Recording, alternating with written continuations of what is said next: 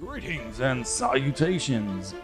I'm Mr. R, a Warforged Skycoach driver in the employ of a wonderful group of adventurers. When I'm not earning a modest living here in the City of Towers, I find myself catching up on podcasts like the one you're currently listening to, the Dragon Between podcast, a 5th edition Dungeons & Dragons campaign set in the Eberron pulp fantasy setting by Keith Baker. New episodes are recorded every Sunday and released on the following week. Don't forget to subscribe to the YouTube channel for clips and future episodes. Follow us on Facebook and Twitter for updates and news on the podcast. Thank you for supporting the podcast. And now on with the show. Whoa, sassafras, that's a good girl.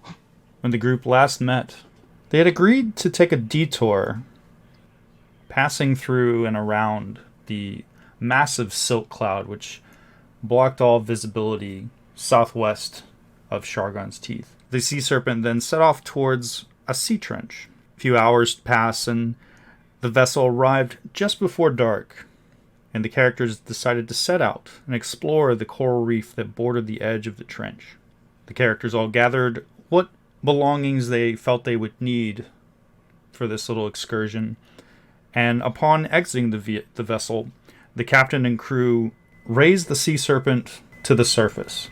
As the group swam towards the edge of the cliff wall and began to swim through this kelp forest, glancing around as the filtered light of the setting sun began to fade and the darkness began to set in, the group were immediately set upon by strange sea creatures and some sort of a sea hag that emerged from the coral reef. After a fierce battle, the group discovered that they were being watched by spirits that encircled the party from a distance, appearing to keep that distance from them for some reason. After claiming an amulet from the sea hag, the group turned their attention to an expansive series of ruined structures beyond the reef, and they could just make out a massive cyclopean structure that was just barely visible in the growing darkness. As Vrax began to lead the group towards the ruin, a huge bipedal shadow was spotted trudging towards them, straight from the ruins. The newcomer challenged the group's presence on the outskirts of the sunken city, identifying himself as a storm giant called Arghon. The giant then informed the party that they were near the ancient city of Krak-Helhun, and Arghon warned the party against entering the city, claiming that it was currently being haunted by a malevolent force called Goron. The giant then went into some detail about the history of this sunken city and that how it was once the jewel of the giant empire, and that an elemental titan called Kavas was raised against the people of the city and destroyed the city.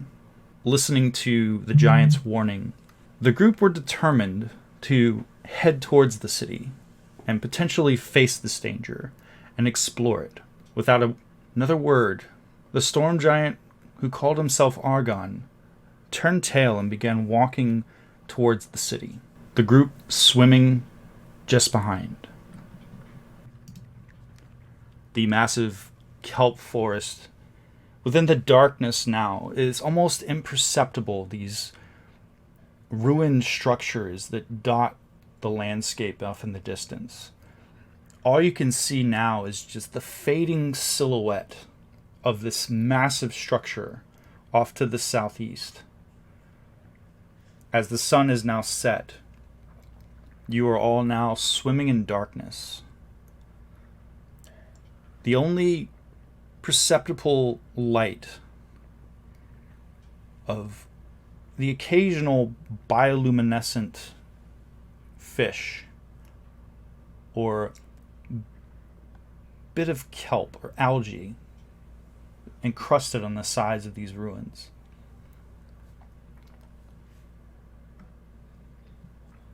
Twinkle, from your vantage point on the shoulder of this large storm giant, just sort of pulling yourself up onto his shoulder, looking off in the distance, you can just make out in the darkness, you can see what appear to be shapes similar in size and to the storm giant which you are currently on the shoulders of. And other than that, you can't make much out, other than that they appear to be completely motionless. Like columns. Strange, humanoid-like columns.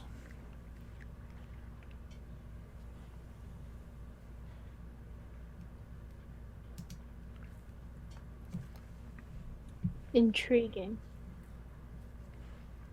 And as you're on his shoulder, you get to a part on the side of the neck of this giant, reaching out with your hand to steady yourself. As you touch the side of the neck of this creature, your hand seems to pass through his neck.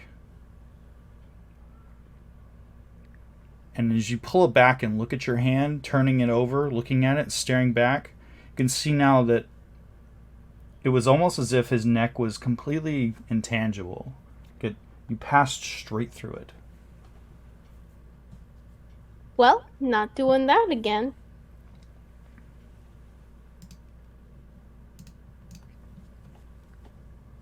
Adelum, as you continue to swim on, you're taking inventory of your belongings. You're looking around, glancing around in the darkness. You just see the gray shapes of the ruined buildings. You can see the kelp swaying in the currents. And you can see this massive form of this 30-foot tall storm giant who is trudging along the bottom of this peninsula, this underwater peninsula. And you can see every so often you can hear a rhythmic booming noise as it's lifting these stone columns that are attached to each one of its arms by a length of chain and a manacle. And it's these stone columns which are covered in bits of algae and covered in bits of barnacles that are encrusted on it, and makes a rhythmic booming noise as it hits the floor, and a bit of sand and silt is disturbed around it as it does. Who's the closest person to me? I would say the closest person to you at this point would be Owlister. All right. He has a bubble mask as well, right? Correct. And the bubble masks are all currently attuned to each other so that you can hear and communicate with one another. And so there's no time limit for these things? They just work. And Okay. the only one of you currently that does not have one of these masks or one of these caps is Scorched, because he doesn't require to breathe air. And last question, how long have we been down here? Currently, you have only been down here for roughly a half an hour. Oh, so okay. It's about 8 o'clock right now, give or take. You've been keeping Okay. time. As the journey has gone on, you've been keeping time personally on trying to at least attempt to keep time. You know the sun has gone down. It's pitch black now. The only thing that's allowing you to see things in the distance in the briny ocean is your ability, if you have that ability, to see using dark vision. I will check. I believe that Twinkle and one other individual in the party has that ability. Everyone else is essentially just following this glowing storm giant, like a beacon of light. Where would I see if I have dark vision? It would be on your character sheet on the very first tab. Scorch would I also do. be casting light. I do have dark vision. Okay. So, Scorch, you would have cast light on your hand. I believe you've had light on your hand before, correct? Yeah, so whenever that light would go out, he would just recast it. Okay. So there is a bit of light in the darkness that's illuminating all of you. Scorched is a bit ahead of you all. He started to head towards the ruin before the giant set off. So he's a bit ahead of you. So y'all are just on the outer edges of this dim light. And Varax is, of course, swimming alongside you as well. I keep an eye out for our perimeter for any lingering ghosts. Okay. As you've been scanning the perimeter of around you, what you all saw once before at the edge of the abyss, the trench, these dots of light, bipedal humanoid, ethereal glowing humanoids, just drifting, silently watching you all. And they've continued to do so at the very edges of the city. In the distance, you can just make out these little dots of light lining the outer edges of the city, as if they're watching or waiting for something. Does it look all the ghosts are looking in a specific direction, or are they just staring at us? Looking around, it seems like they're all facing towards the city. Either facing towards you all. Just from a cursory passive perception, it appears that they all seem to be facing towards the city. And they're all sort of spaced out at different intervals. Like some of them are clustered together, and some of them are further apart. And Arghon, the storm giant, he's just been steadily trudging forth. If you remember before, Arghon was able to communicate with all of you. Strangely, underwater, you were able to hear him through your caps when he spoke before. And he now stops for a moment and sets down these columns which are attached to his arms. And he looks around and he gestures off in the distance, not too far away, maybe about 30 yards from where you are currently. You see what appears to be the remnants of a 30-foot tall individual. Looks like a corpse. And this corpse is rooted in place on the ground. It has these columns similar to what Arghon has been carrying, and they're attached to its arms. And this bipedal 30-foot tall corpse is just standing there, head tilted to the side, swaying gently in the current of the ocean. And Arghon turns and looks at you and he says, "My kin and I found that we could not leave the city due to our bindings.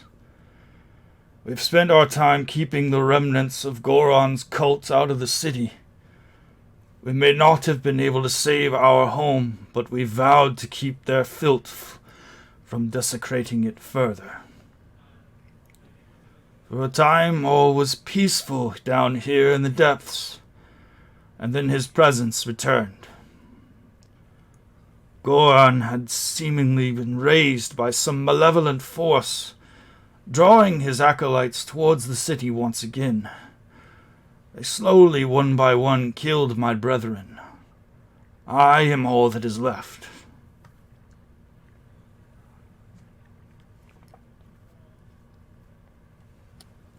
I feel some kinship to that. I know what it's like to be left alone. Why do you think that they're trying to come back now and take the city? They don't wish to kick the city. They wish to return to their master in the temple.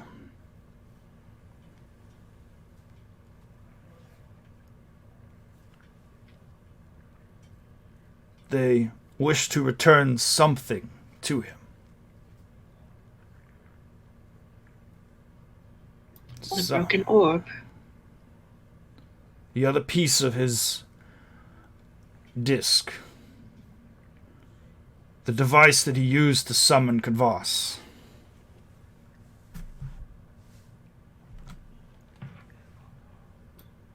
And that was a disc that we found, right? You found the focusing crystal. A chunk of the progenitor dragon.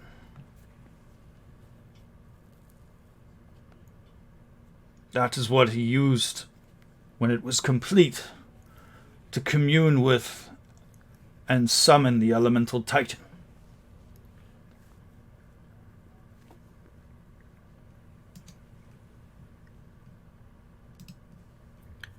What happened to this Titan?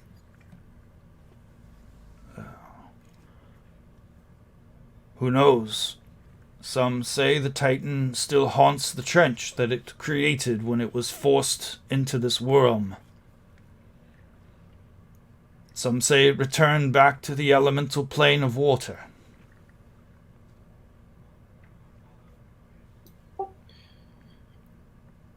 Was this Titan named Shargon? No.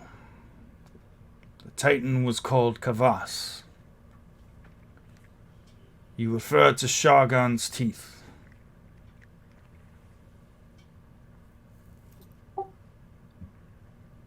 Oh, so it's Kavas's trench, not Shargon's trench. No. The trench was formed when Kavas emerged from the elemental plane.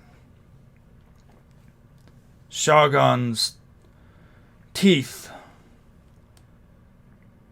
is the remnant of the peninsula that once to the north of where we are. It was once the other half of that island. When Kavas was summoned, it shattered half of that island and created Shargon's teeth.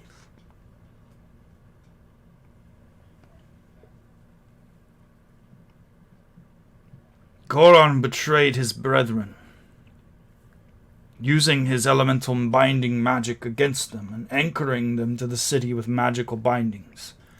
And Arghon now gestures to the manacle which is on his wrist and this length of chain which is attached to this stone column.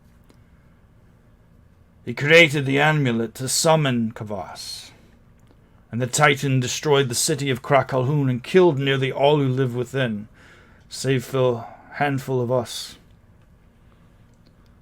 His rule of the city was short-lived. Rumors said that he was apparently betrayed and murdered by one of his fellow cultists, some sort of self-proclaimed prophet of an elemental cult. The cultists, led by the prophet, separated the crystal from Goron's disc, and they cast it into the abyss that borders the city. What happened to this prophet, I do not know. He either was destroyed or fled the city.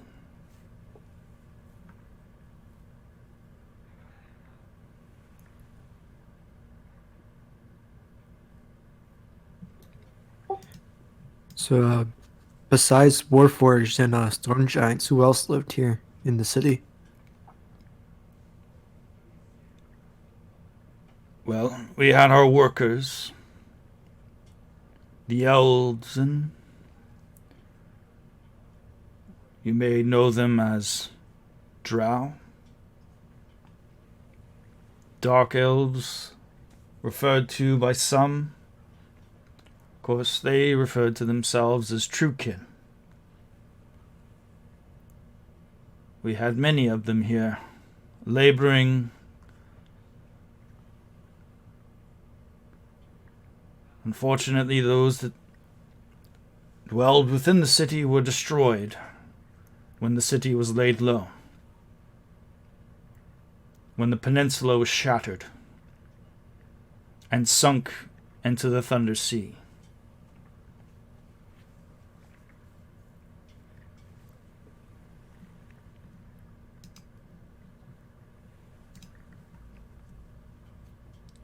And I keep getting them mixed up. Arghon now turns back towards the ruin, gesturing off in the distance. You just see this shadowy temple. And he looks at all of you and he says, "Are you sure that you want to go there? I cannot assist you. My bindings prevent me from entering the temple grounds." I feel like we have more pressing matters elsewhere, but if getting to there means accomplishing this, then I shall go for it. Arghon now looks around, looks down, sort of peeks down at you, Twinkle, with one eye. Looks around, looks at you, Alistair. Looks at you, Varax. We Yes, spoke. say. We spoke before, brave one. You pressed on, goading your associates towards the ruin.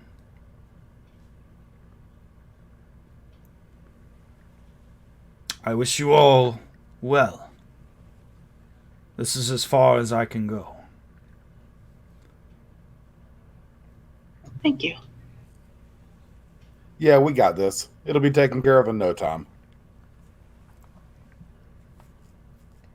Arghon now steps forth, and you can see down on the ground, you can see that there is a bit of a divot in the barnacle encrusted remnants of this stone roadway. And he sets his columns down after adjusting them again, and he looks around at all of you, and you hear his voice now booming within your heads. I will remain here until you are finished. When you are finished with the temple, you must leave. Give him the okay sign. And with that, he gestures in the distance. Beyond now, you can see now, even beyond 30 yards away from you, this unmoving humanoid, 30-foot tall humanoid, almost a human or giant-sized statue. Slack, this corpse just standing there. And then a bit further away, you see another one. And then in the distance, you see another one. And they all seem to be scattered off in the distance towards this ruin.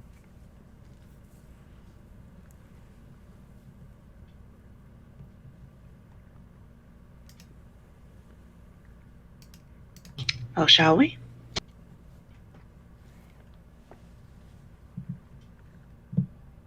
Of course. Let's go. Okay. I stay near the back. Okay. I was just about to ask that question in terms of order, who wanted to be where.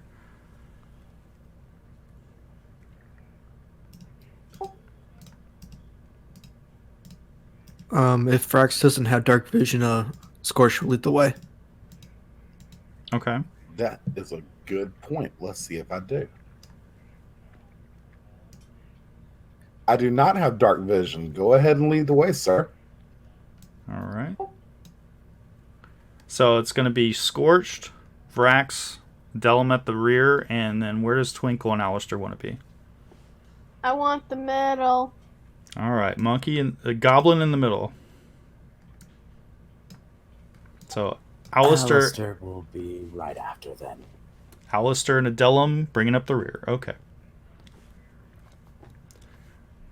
So the ruin itself, you can see from this distance, appears to be well over 300 feet tall.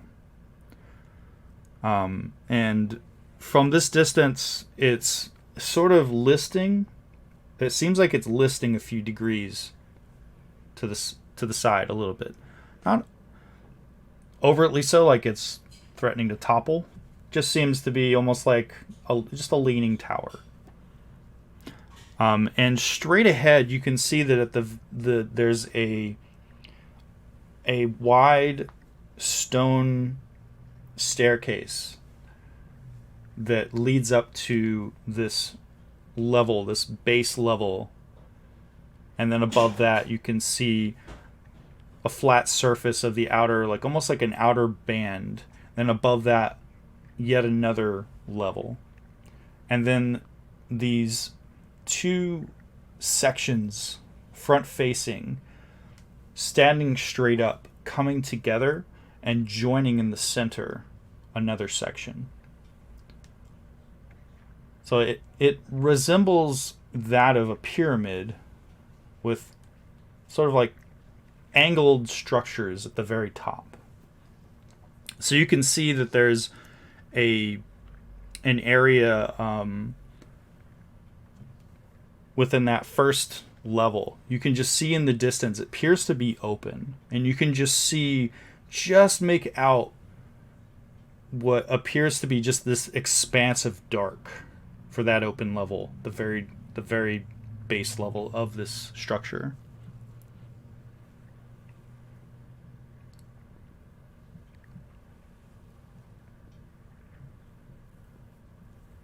Ooh. Scorch has light in his hand, right? He does. So he's currently illuminating out in front of the party, straight ahead of him like a spotlight. He's illuminating, and you can now see the ruined forms of these corpses of stone giants. Like you see the one that was just in front of you that's rooted in place with these columns attached to its arms. And you can just see that off a little bit further away now there's another one, sort of angled off to a little bit further to the southeast. They all appear to be standing at attention, you can just see that they are dotting the landscape towards this ruin. I would like to actually veer out from the group a little bit towards the edge of the light source so that I'm not illuminated. Okay. I'll be stealthing as I do so. All right. I speak out to Scorch and like, maybe we should turn the light off. Now, keep in mind, Scorch cannot respond to you. That's something that I meant to bring up. You're not wearing a cap, so unfortunately Scorch can't communicate with you guys except for maybe some hand signals. Okay. I swim up to Scorched. I point at the light, and I say, off. I can't see without it. He can't hear you unless you like literally stick your face in his face, and then his face is in your air bubble. Oh. It's a little oversight from Scorch's thought, because he's like, oh, I don't need to breathe air. But he also can't communicate with you guys. Scorch is not the wisest character. It's true. Okay, so I swim up to Scorched, I place my face into his, and I say, turn the light off, and if anything happens, we'll turn a light on for you, okay?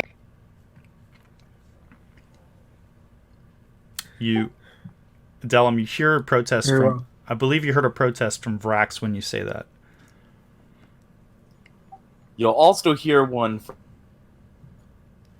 You hear one from no one because he didn't say who he was.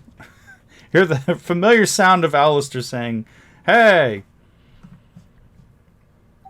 I won't be able to see either. Oh, never mind then. I'll see for days. I do a little high five to Twinkle. Twinkle, do you even blink? Why? Oh. All right. So now you're all just sort of lingering now. What do we see in this space? Anything coming up at us? You can see just from the outer edges of the light source. You can see the occasional school of fish just sort of lazily coming by. You can see some larger sea life off in the distance. Their shapes and shadows as they get closer to the light source. They seem to be attracted to the light source, but they're not coming too close to you. And you hear just sort of like a rumbling, like sort of like a whining noise. So sort of like a... And it reverberates, and you can just make out to the south what appears to be the shape of a very large whale. Oh, what a good boy. Very far away, though. And it seems to be swimming away from the city. Is there anything in this space that calls attention, like an ornate door or anything like that? Where you are currently appears to be a long thoroughfare. Like, this appears to be like you are all currently beyond the dotted landscape of ruined structures that appear to be like the actual city proper. You've passed beyond that part, and now you're in this long thoroughfare, this huge courtyard that leads up to the ruin. And all you can see looking southeast is just the dotted forms of these corpses of storm giants in the distance that are rooted in place within this courtyard. The sphere we found last time, we know it was broken in half. Do we presume the other half is hidden in the city? Well, specifically what you found was a chunk of coral which appeared to have been refined and then hollowed, and then this jewel of sort of an amber colored stone, which resembles the amber stones that are within your sending rings, was affixed, like it was forced into place, like it was not a natural or original setting for it. I have a question. Yes, sir. The storm giants that we're seeing here, am I to understand that these are the storm giants that did not escape from the city? That is correct.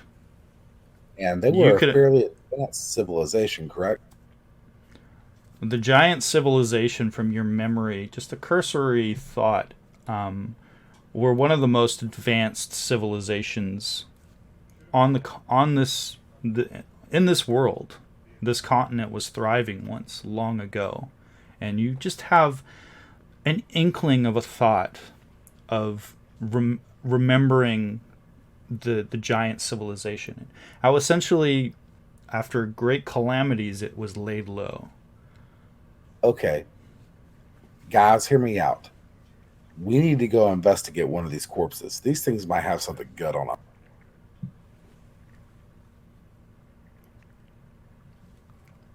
All right. Scorch just continues on down the hall because we can't hear what Frax is saying. So where's Scorch going? He's going down the hall, or okay, it's not a hall. It's like basically it's like the best way I could describe it is it's like a long lawn, just made of stone, broken stone. Like this is he's long. continuing down the path then. Okay, so you're moving away. So currently the party's light source is moving away from you, southeast. I got towards this. the I Okay. swim up to Scorch, and I get right in his face like I'm gonna eat him, so he's inside my bubble. And I go, Frax said we should look at bodies. That's distinct. Twinkle, why don't you just sit on his shoulder so he can always hear us? Very well. Okay. He'll stop. That won't get annoying to Scorched at all. Just have a little goblin sitting on your shoulder. It'd be like having a ration. That's right. Poor Ration. He and Myrrh are back at the Sea Serpent having the time of their lives, probably eating all your stuff. Or getting eaten. We'll see. Are eating all of our stuff, then getting eaten. Yeah? Scorch will return back to the group. Okay. So that's what you wish to do? You wish to approach one of these corpses?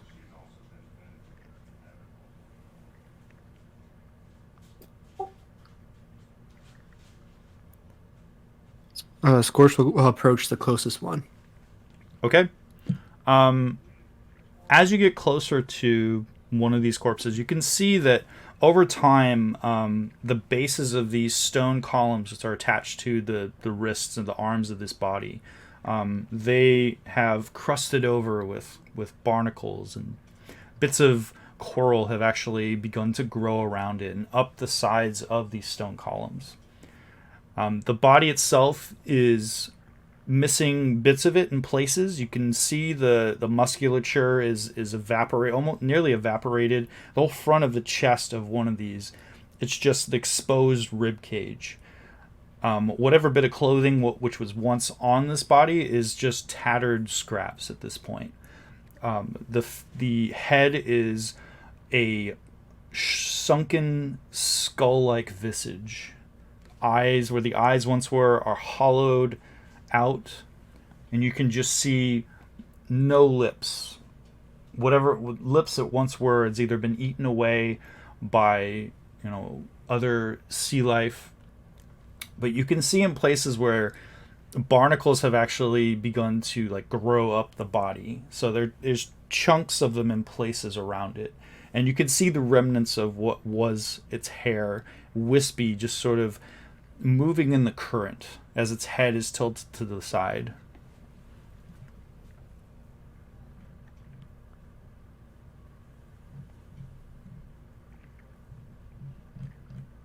Is there any writing visible on him or his armor or anything? Or not armor, anything around? Did you want to get close to it? Cautiously, but yes. Anything that moves, I step away.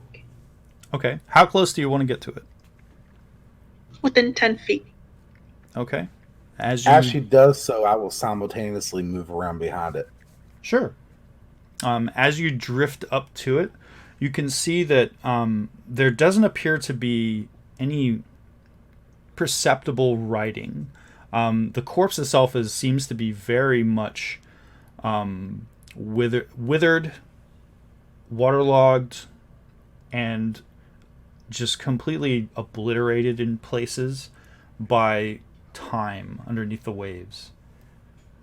The stone columns are completely encrusted in areas of barnacles, but you can make out what appear to be runes along the sides, carved into these stone columns. And they look very similar to the runes that you observed on Arghon's columns that he carried. Hold up. I have comprehend language. Sure. It lasts for an hour. And Vrax, in the distance, a bit away, you can just make out there's a bit of like a chunk, like a raised bit of area that almost like a raised bit of stone and coral, and then like there's an expanse of like silt and sand around it, and you can just make out what appears to be a large potential corpse, which is currently laying flat on the ground. And you don't see any of those columns like attached or affixed to it. From this distance, you just see this skeletal corpse, this large skeletal corpse, which is currently prone, splayed out in the distance. Well, that's interesting. I'll currently stand my ground behind the storm giant. Okay.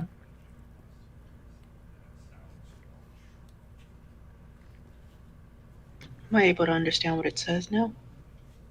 You cast comprehend languages? Yes. Yes.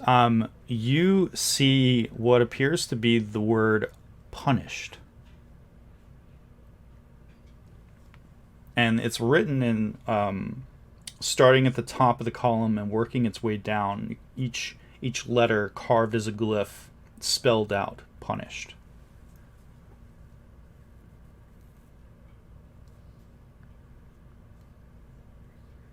Okie dokie. Are there any other similar corpses laying around with glyphs near them as well? Off in the distance, you see more. You can just make out many, many yards away. You can see more of those freestanding corpses with the columns off in the distance. Getting closer towards the ruin, you can see that they are closer towards each other in some places. I inch that direction, waiting for the group to follow if they do. And as you scan towards there, you can now see that same corpse that Vrax saw, which is a skeletal corpse, which is currently prone off in the distance beyond this bit of chunk of stone.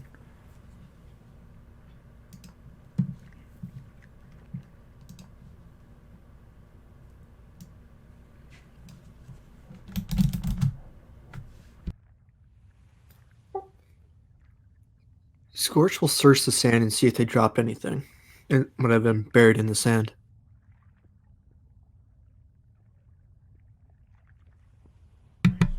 Around the body? Yes. Okay, you can make an investigation check. What about the rest of you? What are you doing, Alistair? Alistair is just floating there and watching and staying within the light. Okay. I'm just watching intently. Did you say that you were going towards that prone corpse or no? Me? Maybe I misheard. One of you might have said that you were going there. I said I was inching forward, waiting for the rest of the group, but I'm not going all the way there. Okay. So, Scorched, sifting through the sand, you find what appears to be a musical instrument of some sort, but it is very much so affected by the environment around you. It's dented, broken in places. There are no... It resembles like a lyre or a harp. It's completely missing any strings that may have once been on it. So it's just a frame. It does appear to be made of gold, though. It's pockmarked, scratched up by the sand. There's a few teeny tiny barnacles here and there, and bits of vegetation that are attached to it. Scorch will give it to Alistair, then he'll follow Adele into the second corpse. Okay. Are you inspecting one of the other giant corpses that are freestanding, or the body which is prone? Whichever one's closer. That would be the body which is prone. The body which is prone is like, I'd say it's about 25 feet away from this freestanding like hump or bit of stone that has like coral and different bioluminescent plants and kelp that's growing off of it. Go to that one first then. Okay. Alistair is gonna look at the is the gold harp shiny? It is shiny. It glints in the light that is cast off of Scorched. But it's only glinting in a few areas. Clearly this has been the elements and time has tarnished it quite a bit. He's gonna look at it. I should throw this on the sand. What am I, a pat? And then he catches the glint and kind of looks at it for a moment and then stops. Okay. So Adelum and Scorched, you're approaching you said you're going to approach the one that was closest to you? Uh-huh. How far away did you want to get to it? Before you start to like look at it proper? About 20 feet. About 20 feet? Okay. Scorch will go right up to it. Scorch will go right up to it? Okay. And since Scorch moved, since Alistair's staying in the light, he's moving with Scorch. Okay. How far away are you from Scorched? I'll probably be right next to Adelum, as long as that's still on. Okay. And I am still remaining on Scorch's shoulder. Okay, so Twinkle is currently riding on Scorch's shoulder. What about you, Rax? I'm still staying at the border of at the very edge of the light, still sneaking, still watching. Okay. How big is that light source there, Scorch?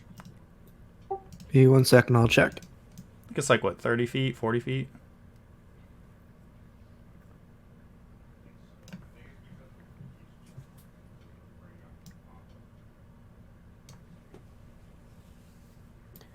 It is 20 foot of bright light and 20 additional feet of dim light. Okay.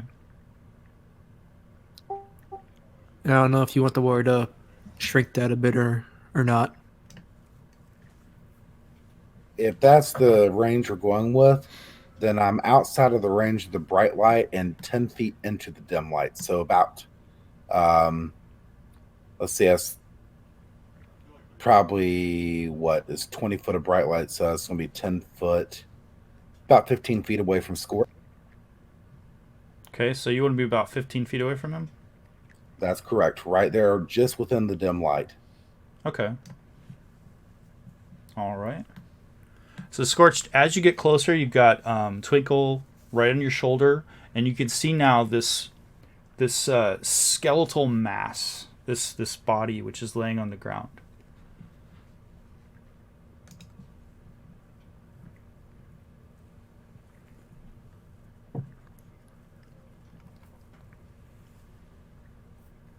And this one appears much more completely devoid of flesh. Like, this appears to have been affected by the elements much more so than the body that Adelum was inspecting. Any words? You can see that, like, not too far away from it, you can see what looks like the remains of what once was a spear. But it's completely, like, the metal is completely coated in vegetation and barnacles and pitted and pocked in places. Looking at the shaft of the spear, that wood is completely, like, overgrown with, like, vegetation as well, and in places it's completely shattered in bits. Like, where it's resting on the sand, looks like that's where it once, like, maybe that's where it's been laying for quite some time. And shifting around in the sand, the head of the spear that's completely separated from it, it's no longer attached to it. There's a few bits of shredded, like, tattered bits of material that maybe some material that once was tied to the wood, possibly. But this is what you can make from a distance. You're currently standing 15 feet away from Scorched. Scorched, you're looking at this body. You can also see what I described as this weapon that was cast off next to the body. And as you're glancing over the body, you see a bit of sand and silt in the rib cage around this corpse, this skeletal body. Sand that's, like, poof, poof, sort of puffing in places. A little bit of movement within its chest.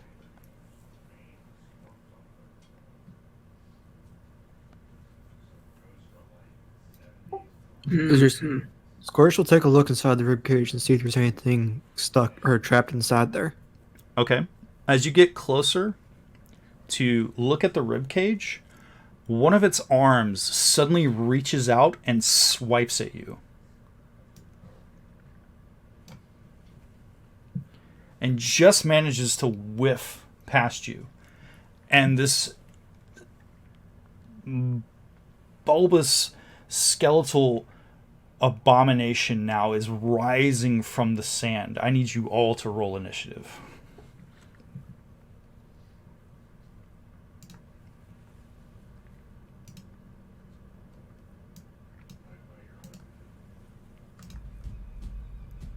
Let's pretend I don't know how to do that. On your character sheet, Adelum, you'll notice that it right dead smack in the middle, you'll see initiative next to AC. That's where you will roll your initiative. I just clicked the little dice. Yep, you just double click on that 0 and it'll roll a d20 for you.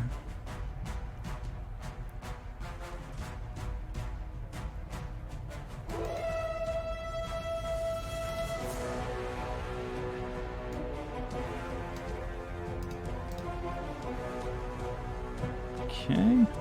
And I believe, Twinkle, it is your turn. Twinkle, you just watch this skeletal creature just come to life and reach out and try to swipe at Scorched.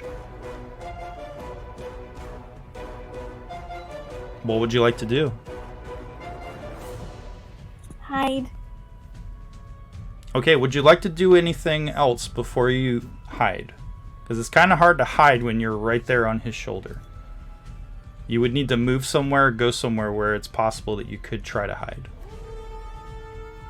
I swim away and hide. Okay. Like, closer to, like, the rock structure, there's, like, bits of... There's chunks of kelp and voluminous areas of, like, vegetation that you could potentially hide in. So if you want to do that, you can swim over there. Let me share a map with you. I was just about to ask if there was a map of this. There is a map. There's always No, a... you imagine.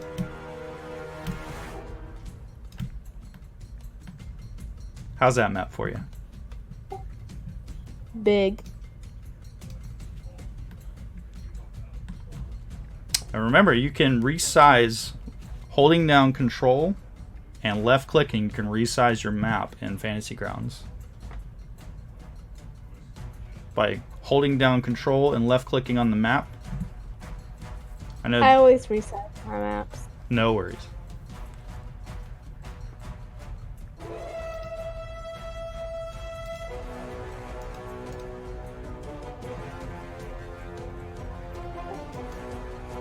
Talking about that big structure off to the left of me. Okay. So that's the mound of like stone that's rising up several feet from the surface of the sand. So there's be plenty of places over there. Hiding spot. Sure, there's plenty of places over there that you can attempt to hide. And if you want to, go ahead and roll a stealth check if you haven't already done so.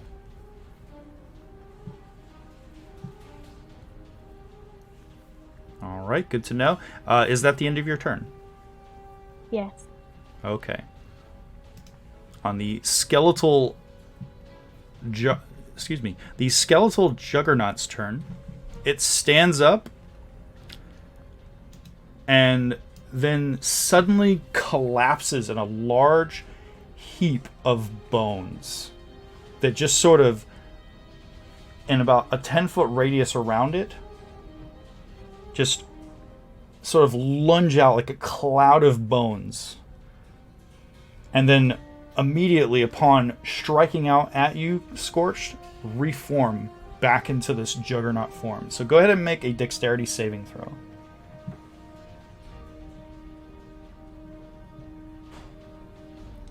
Okay. That is a 3. You take 4d8 bludgeoning damage to a total of 20 from this avalanche of bones that just thrust out from the creature's body.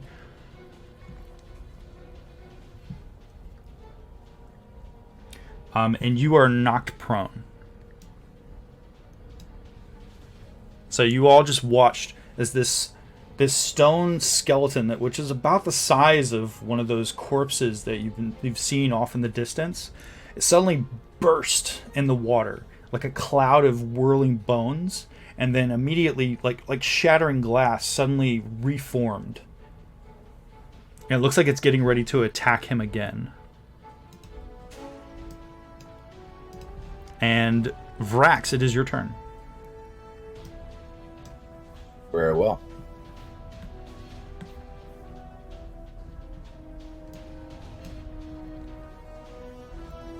I will move to there. Okay. Like an arrow, you swim through the hour, your powerful tail thrusting you through the water, right up to the side of the skeletal creature. I will activate my rage. All right. Let me do that for you.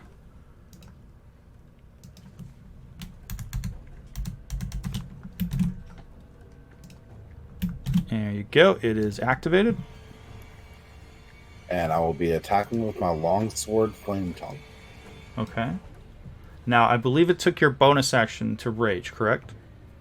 That is correct. So you So I will need to take the fire effect off of it temporarily. Temporarily, yes, until you can use that bonus action to speak the magic word and illuminate that burning blade, which I believe we said kind of resembled like a flare underwater. That is correct. And that is a hit as you strike forth, slicing into the skeletal juggernaut with your longsword. And with another powerful attack, striking forth, this time downward, you slice into it. Now there's bits of bone flying off of its massive body. And the bone is just sort of cascading away from it and then landing in the sand around you. Very well. And I will end my turn. Okay. Scorched, on your turn, you are currently knocked prone, staring up at this skeletal creature which Rax is now attacking.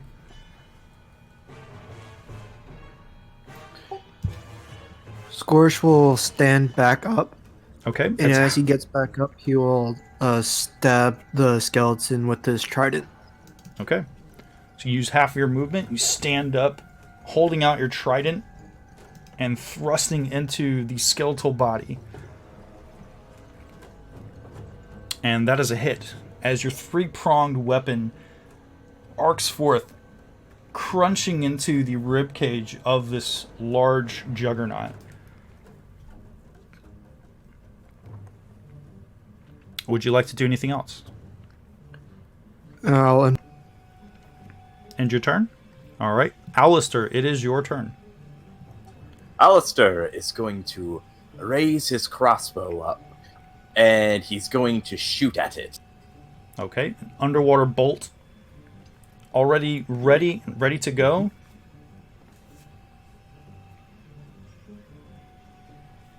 Your crossbow now, you hear the familiar sound of as the bolt arcs out, impacting the femur of the stone juggernaut, or the skeletal juggernaut. You can just see that the bone now breaks in a place where the bolt impacted, and then just sort of tumbled away.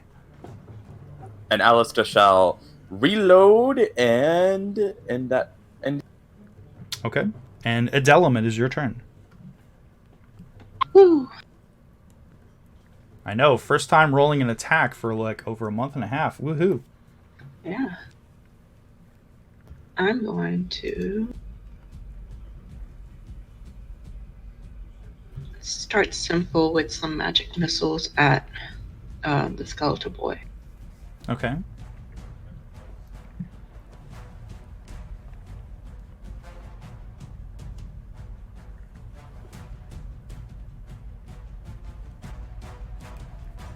Did I do it?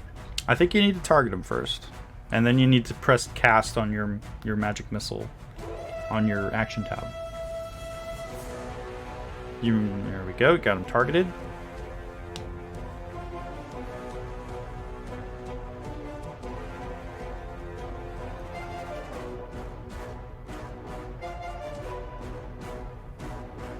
And these brilliant beams of darts of light now just arc out through the water, impacting into the skeletal body of this juggernaut. More bone is now shattering and turning to just dust and pulverizing in areas.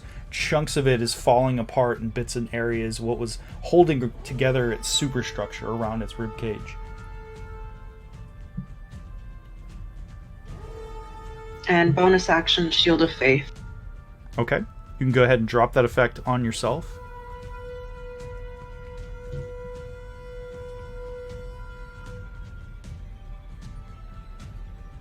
Ha! This Did it. illuminated, just Alistair, you watch from right next to you, just see this energy bubble just sort of emits out and like sort of warbles around Adelum's body. Sort of similar to the air bubble, which is around her head and your head and Vrax and Twinkle. But this one's like a shimmering silvery bubble. Is that the end of your turn, Adelum? Yes, it is. All right. And Vrax, it is your turn. You've struck mightily down into the juggernaut with your sword twice now. I'm gonna move there so I can flank the monster. Okay, you are flanked. And I would now like to activate my flame tongue longsword. Speaking the arcane words, the blade suddenly this brilliant blaze, bubbling fire, which is quenching and then reigniting over and over again as it runs along the edge of your blade. Your longsword is now illuminated once again. Very well. And as you strike down into the skeletal juggernaut, more of its bones flying off of it and scattering off a few feet away from the body.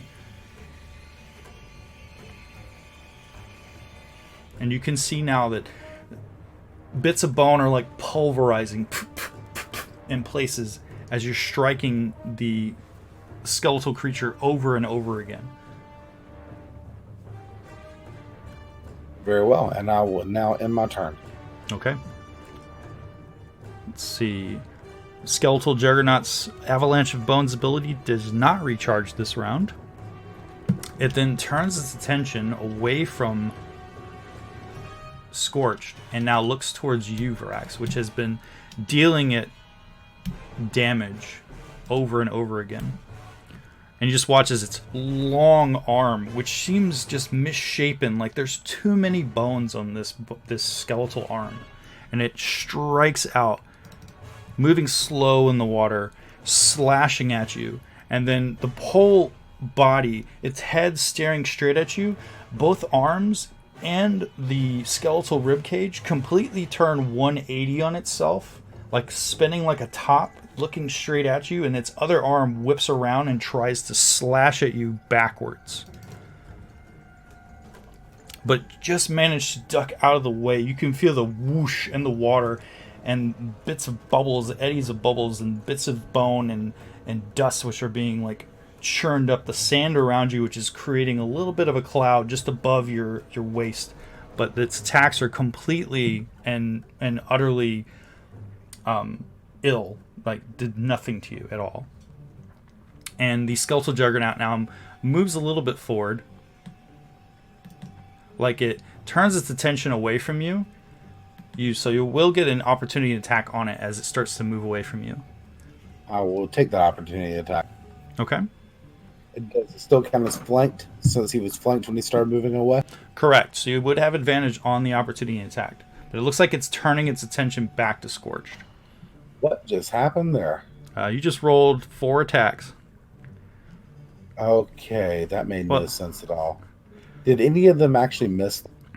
Well, the first one was a critical hit. Maybe I'm wrong. Let's see. Yeah, no, that was a critical hit. So you can roll your damage and we'll double the damage. Okay, that was 17 damage. Okay, so I will add another 17 damage onto the skeletal creature. And I have no clue why it rolled all that twice. Probably because you're used to like having to double click because of my sucky laptop. Oh, you're probably right. So you're seeing Why that... was he automatically that time? Why was he partially resistant to it that time? I'm not sure.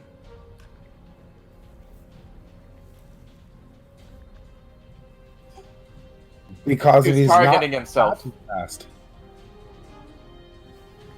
It did 8 damage to Vrax. It did? Yeah, that was weird. I think you had yourself targeted. That's why. You had yourself why am I targeted. targeting myself? Yeah, I don't know why you had yourself targeted. But Well, that explains why I attacked 4 times. I was attacking 2 people. There you go. So yeah, I'll say the critical hit went on to it, not you. You didn't critically hit yourself. Thank you. All right, and it moved forward, exploding. Bits of bones are exploding off of its body as it moves forward and drifting down to the sand now, resting on the sand. That's the end of its turn, and Alistair, it is your turn. Looks in horror as Rax attempts to eat his own sword. Real note, I am going to launch another bolt at the gigantic skeleton. Okay. That is a hit. As you put another one of your crossbow bolts into the body of the creature and then launch it. This time it lodges into its jaw, and its jaw is now hanging. And staring at it, it now turns to face you. Like it was looking like it was going to go towards Scorched, and now it's looking straight at you. Alistair reloads his bow and then flips him the bird. Okay. Twinkle, it is your turn. What would you like to do? I want to shoot him. Okay. You are currently in the kelp. I believe you rolled, what, an 11 on your stealth? Is that correct? Yes. Okay. You've got advantage. He doesn't see you. Plus, he is right next to one of your allies, so you would have advantage anyway on this attack. Fantastic.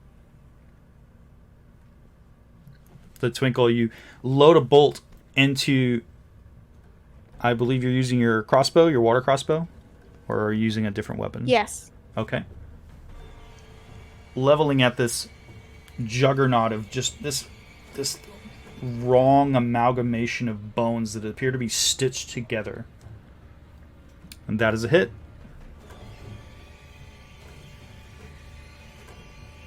And you just watch as this juggernaut's body just shatters and bones just sort of burst out all around it and then slowly begin to settle.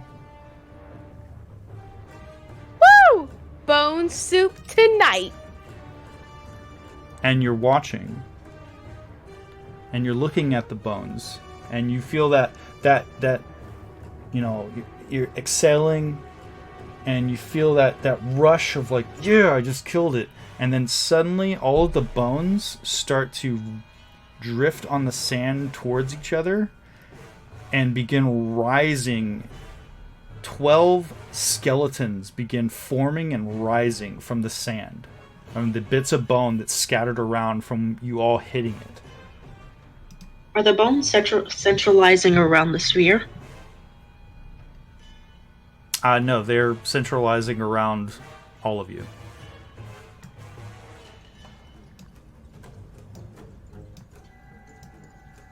So essentially, bones that were falling, they were basically flying off from the attacks and coming to rest in places around all of you. Does this seem familiar? I'll make an intelligence check.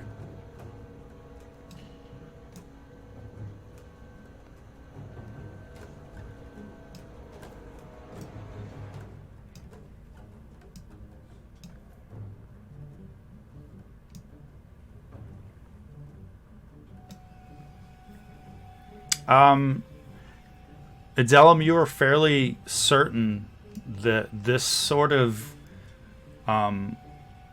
creature, this sort of necromantic creature, is clearly held together by some sort of malevolent force. Like someone took a bunch of different undead and just sort of mushed them together into a much larger form. Whoops. And swimming down next to you, Twinkle, you just managed to catch a glimpse as a large form of a sort of a greenish blue creature now suddenly darts forth. And Scorched, it is your turn. And this thing is sort of scrabbling along the side of the stone down towards your friends. Like it was drawn to this motion, this movement, this combat. Scorched is going to. He's going to stab at the skeleton that's closest to Twinkle. Okay. No skeletons are currently close to it. Everything you see on the screen, that's where all the skeletons are. Yeah, the one that's close to skeleton number 4. Oh, number 4, yeah, that's one's directly next to you. Okay, striking with the trident.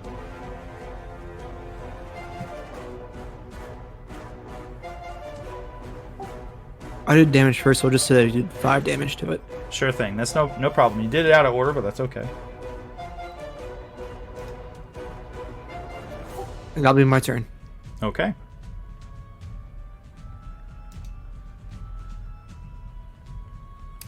Vrax, you watched Twinkle end the skeletal juggernaut, and suddenly the bones knitted together and 12 skeletons begin raising out of the sand. The one nearest to you now is pulling a bone off of itself, and as you're watching as it pulls the bone off of itself, the bone is now materializing into a sword made of bone, and it attempts to strike down at you.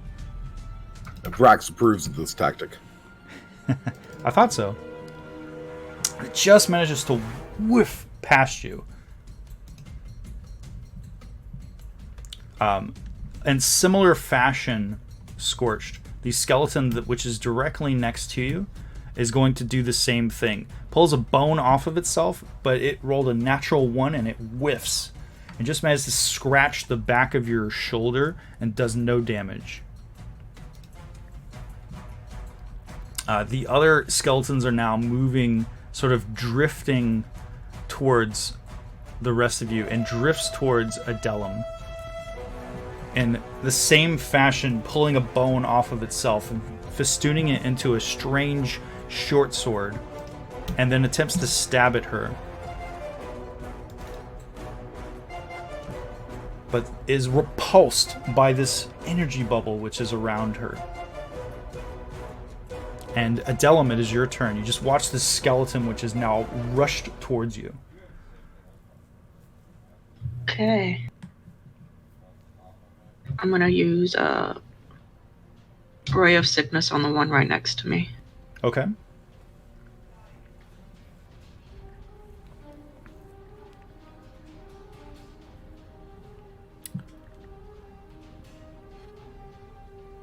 And that is an automatic miss. He's right next to me, though. All right. Apparently, you were too freaked out by the sight of this thing coming at you. One more thing. Since it's right next to me, I'm going to use my mace. Okay. I believe, is Ray of Sickness a bonus action? Or do you have another attack? Bonus actions can be weapon attacks as well.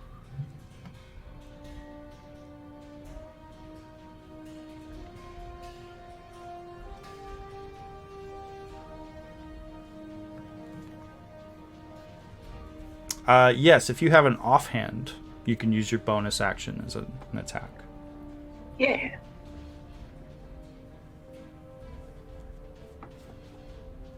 Unfortunately, that you didn't target, or for some reason it didn't register that you actually hit it. For some reason. Not sure what's going on there. I'm targeted on my screen. Skeleton 9. 19 hits, so I'll just go ahead and drop 1 damage on the creature. Okay. Woo! And I'm going to move behind Alice. Okay. I don't know how to move. Okay. I move it for you. You just indicate where you're going. The skeleton will attempt to strike at you and try to strike an opportunity attack as you begin to swim away from it, but it whiffs. Oof. The blade whiffs in the water as you move away from it. Is that the end of your turn? Yeah. Okay. And the other skeletons now are just sort of dogpiling on you, Vrax, the ones that are around you. And same fashion, pulling out and festooning a short sword made of themselves, attempting to slash into you, but just sort of harmlessly scratching into your tough, scaly hide. The others, however, are adjusting themselves and swarming around Scorched. And this one that swims just around him, getting within range of him, will attack with advantage and attempt to slash into Scorched with his short sword, but will miss as your armor rebuffs the creature.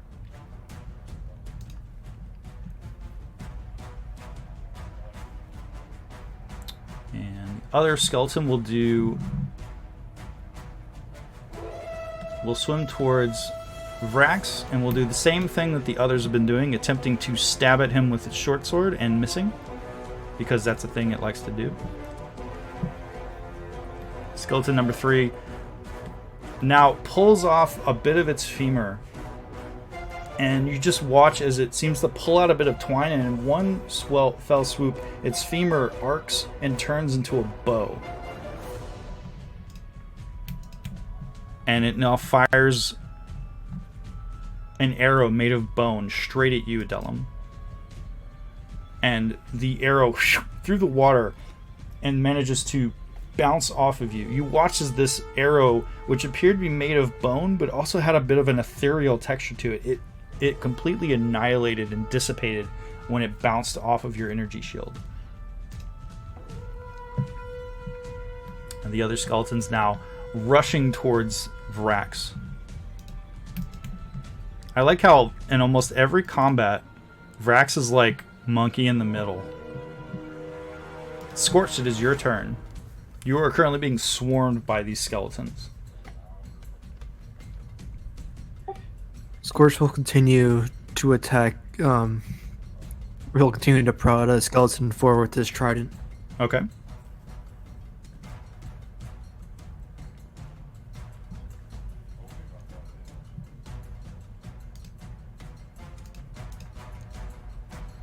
That is a hit.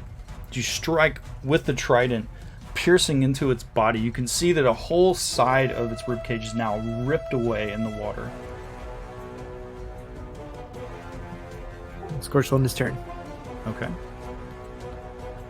Skeleton 11, in the same fashion as the others, now attempts to stab you with its short sword. And again, just managed to hit nothing. The rest of them now continue to try and attack you. This one still at advantage, as they are now circling around you. And this one just manages to stab you in your side. Scorch will cast shield. Okay. What's your AC normally? It'll bring my AC up to 26. It would be 26. Okay, so it misses you. There's this brilliant flash of light as the shield materializes. This arcane energy creates this almost crystalline barrier that the sword bounces off of. And Alistair, is your turn. Alistair is going to point a hand at Skeleton 6, and he is going to cast Ice Knife. Okay. Unfortunately, your ice knife, as you materialize it in your hand and cast it out from your body, it just manages to miss, and then just harmlessly floats off in the distance. Every time! Is that the end of your turn? Yes. Okay. On this strange creature's turn, which I will share an image of it so that you can see.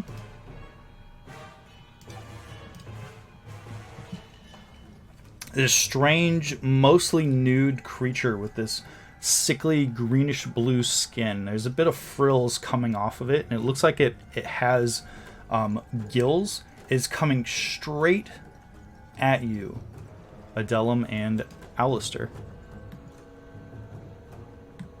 And like a rocket, it just rushes towards the both of you. And with its claws, one after another, first it slashes out at Alistair with one of its claws. And Alistair, you just see these elongated 3-inch long claws just arcing through the water and scratching across your back and your side as you just have a moment to try and react, but it's too late, and it slashes into you. It then takes its other arm and strikes out towards Adelum and manages to critically hit Adelum.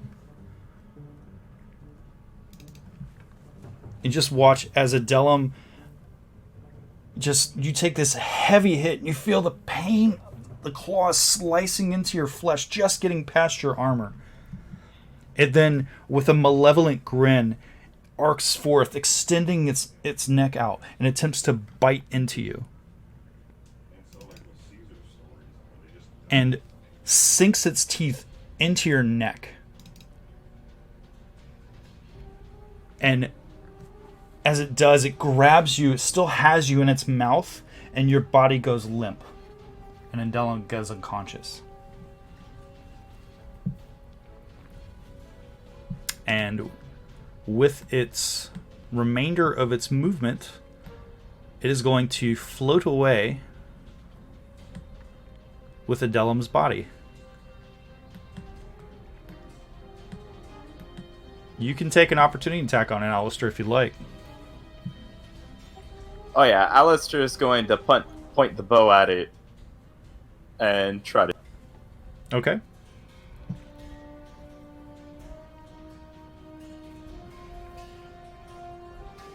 That is a hit. You blast it with your water crossbow. The bolt just sticks in the back of its leg, but you can see now that as you're watching the bolt impact, it seems to be slowly being forced out of its calf. Like it's slowly being pushed out, just beginning to. And that's the end of its turn. Vrax, it is your turn. You were swarmed by these skeletal creatures, but you heard in your cap of water breathing this horrible scream of Adelum as she cries out and is suddenly silenced. And you I'm can gonna just use my full movement to move through these guys and go over. okay. You'll use your full movement to get over there. Yes, I am. All right, so that's going to be 1, 2, 3, 4, 5, 6 opportunity attacks. I'm just going to roll from one person. How about that? I'll go ahead and roll off 6. It'll be fun. Okay. Well, it's easier if I just roll it on one person rather than trying to find them on the tree, you know? Because they're all basically the same. If you roll a critical hit, I demand a re-roll for all 6 of them. Okay, let's see. The first one, that's a miss. Second one, that's a miss. Third one, that's a miss. Fourth one, that's a miss. Fifth one, this is some bullshit. Sixth one, they miss all of your hits.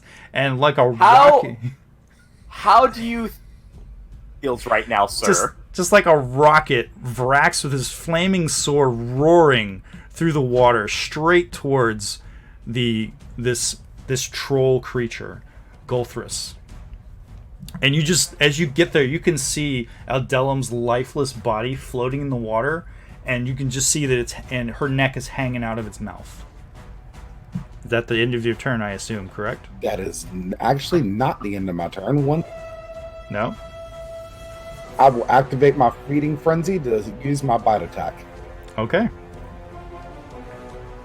As you reach the creature, your teeth just manage to snap closed, just inches away from its body. Damn. And I will end my turn. Okay. Skeleton 1, looking straight forward, it's swiped out, attempting to slice you, missed, and now slowly turns and looks in the direction, and is slowly gonna attempt to make its way in your direction. Let's see. But it can't move very far, so we'll move it 15 feet. Number 4 is going to... It's falling apart.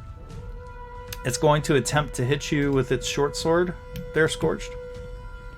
So it thrusts its blade out and just off of the energy shield, which emerges from your body as the metal, this bone-like sword glints off of it. And Alistair, now you just happen to turn and look as this skeleton rushes forth to you with its bone sword out, attempting to strike at you. And it just manages to pierce the side of your body, stabbing you in your side. And you take 7 damage from it as it pierces your body and then pulls the short sword made of bone out, getting ready to attack you once again. And Twinkle, it is your turn. You just watched this large green creature swim down from the rocks above you and attack Alistair and Adelum and bite Adelum in the neck and start swimming away from it. And then like a rocket, Vrax, like with a fiery sword in hand, rush forth after it. And now there's all these skeletons that look like they're getting ready to dogpile onto your friends. I'm going to attempt to shoot skeleton.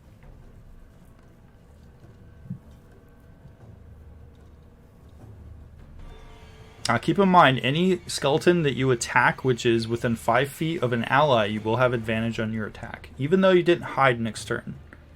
Or last turn, I should say. I will what? You still have advantage, even though you didn't hide. You still have advantage on your crossbow attack on anything which is within 5 feet of an ally. If I'm not mistaken, I think I'm remembering that correctly.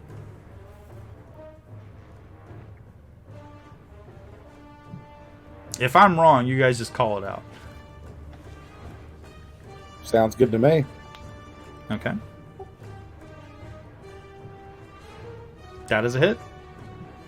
As you definitely hold up your crossbow bolt, your bolt through the water, and Scorch, you just watch as this skeleton's head shatters in this sort of like a mist of bone.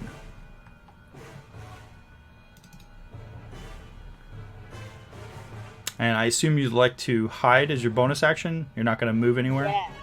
Okay, No, so you're just going to like- stay right there? Okay. You can also move and then say you're hiding. No, I like my hiding spot. Okay. Fair enough. Skeleton number 12 no longer has its beefy lizard man to attack. It is now going to begin swimming closer to Scorched. And the other skeletons now are swarming Alistair. One swims up behind you, Alistair, and attempts to stab you in the back. Just manages to miss as it skates, the bone sword skates off of your armor. The other skeleton now is going to maneuver behind you and attempt to do the same thing, stabbing you, thrusting the bone sword into your body, but just missing. Number 2, with advantage, is going to attempt to stab at you again, Scorched. And just manages to miss you as it, once again, that energy shield which you raised up glints. The sword glints off of it. This brilliant blast of energy like a sparkler. And the other skeletons now attempting to dogpile onto you now that its former opponent has swum far, far away from it. And wow, I rolled a 19. I still missed you. Magic, man. What the heck? Adelum, you are currently unconscious. Roll a death save for me. That is a success. That is one success. First success of the night. Adelum, in your mind, you are hearing a voice that you haven't heard in quite some time.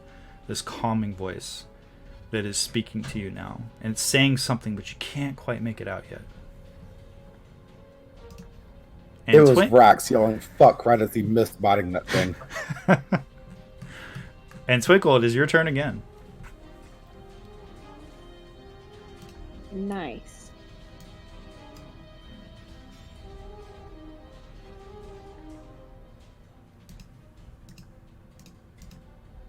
Look at that. A new skeleton took the spot. And I'm gonna smack it. You do it. Whack a skeleton.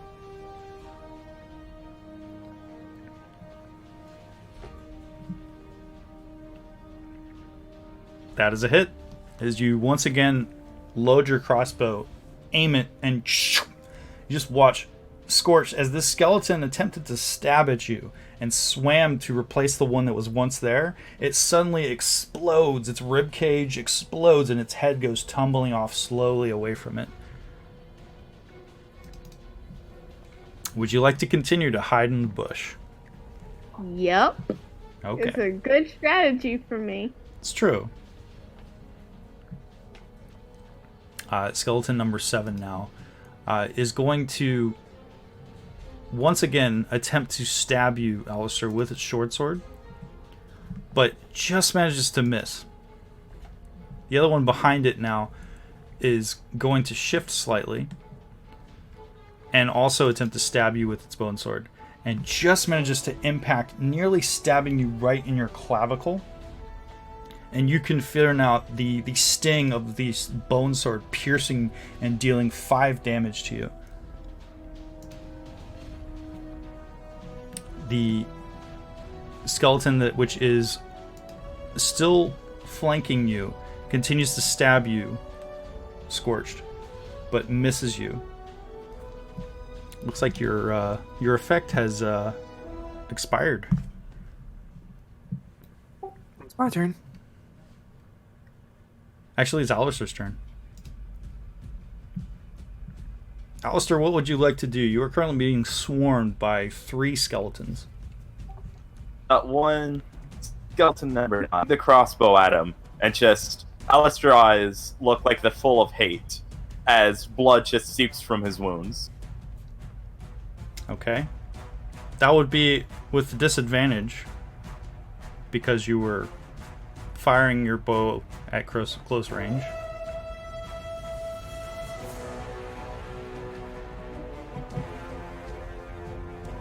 And that's a critical hit. It's dead. It's really dead.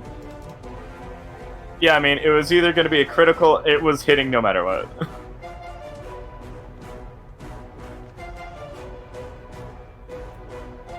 And Alistair is to glance back at his friends and just, if anyone looked his direction, they'd just see a mad frenzy in his eyes as he looks at that Gulthorus. Okay. The other skeleton now is rushing towards you,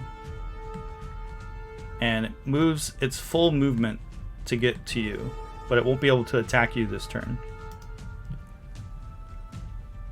Skeleton number 6 sort of shimmy sidesteps now, and attacking with advantage on you, Alistair, attempts to stab you in the face, and hits you with a critical hit.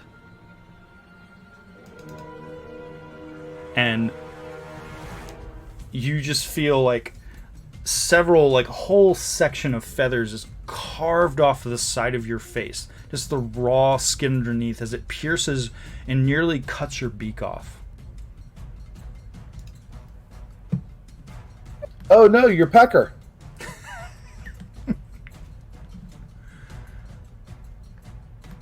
Thank you for that, Kevin. Hey, no problem. That's what I'm here for.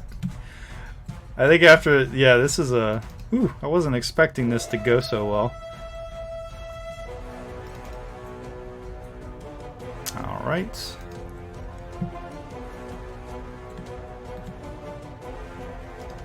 Scorch is the new Varax. He's being attacked on all sides.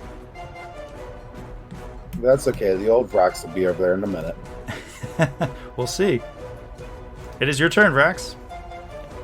You're seeing your friend now clenched in the mouth of this creature. It looks like it's getting ready to bite down again onto her. Like it's clenching. You can see the muscles of its jaw just clenching. Vrax will use his reckless attack feature to abandon all thought of defense and gain advantage on all attacks. Okay. But in return, all enemies will have advantage on me for the following. Oh, snap. Okay.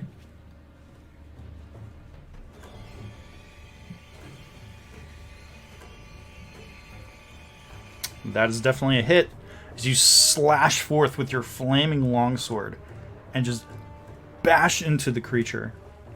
And it now screeches, opening its mouth, and Adelim's body starts to slowly float away from its open mouth. And with your second hit, you critically strike the creature, slashing into its back once again. And just flaying open its back. You can now see the exposed viscera and bone, and there's a cloud of blood around it as you carve into the creature. It is looking really, really hurt. And I will end my turn. Okay. Skeletons completely dogpiling onto you, Scorcher, continuing to thrust their swords forth, attempting to stab at you, but just manage to glint off of your stone form. And they're mightily stabbing at you, just one after another, attempting to stab at you. They're all rushing around your body, but just missing all the same. Gulthrus now, enraged, turning towards you now, Varax. You said all of his attacks have advantage? All of his attacks have advantage against me, yes. Okay. He has turned his attention away from the floating, lifeless form of Adelum now, and turns his full rage and ire against you. And in quick succession, its long, powerful arms with these 3-inch long claws slash at you. The first one slashing into your body. You just feel the painful hiss, something that you're not used to. It's been a while since something has drawn your blood. And its feels good. Its second claw, once again slashing into your body, just manages to whiff a few centimeters away from you, and then lunges forth and attempts to bite your face. And critically hits you as it bites into and rips a chunk of your cheek out of your face. You and see it just that, Rex? That's how you bite. Starts to swallow you. Swallow that chunk of flesh. It is gone over the teeth, that over the motherfucker. gums. And Scorched, it is your turn.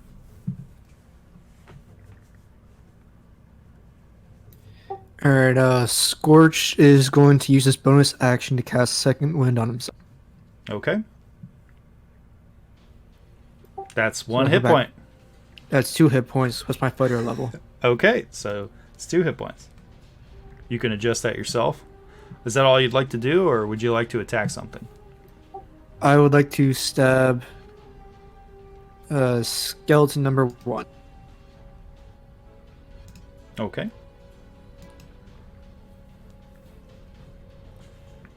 You turn your attention to skeleton number 1 with your trident, slashing into its body with a deep cut, pulverizing bone as the 3-pronged weapon stabs into its skeleture. Skeleture. I can't even pronounce the word. You know what? That's what I'm going to call it. Skeleture. It's a new word. I made it up. That'll be my turn. Okay. Skeleton number 12 now drifts forward. And if it ain't broke, don't fix it. Whoops. I don't know why, but it's... There we go.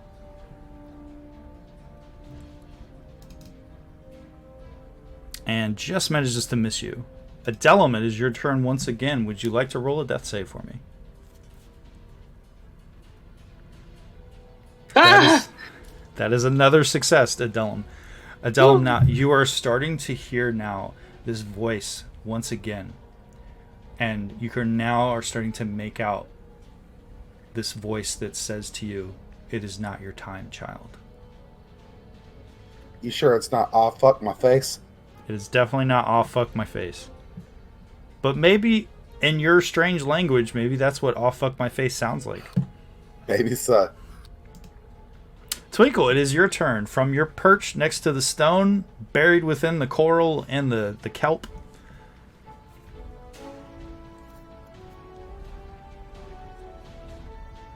I'm gonna shoot a skeleton. You shoot that skeleton.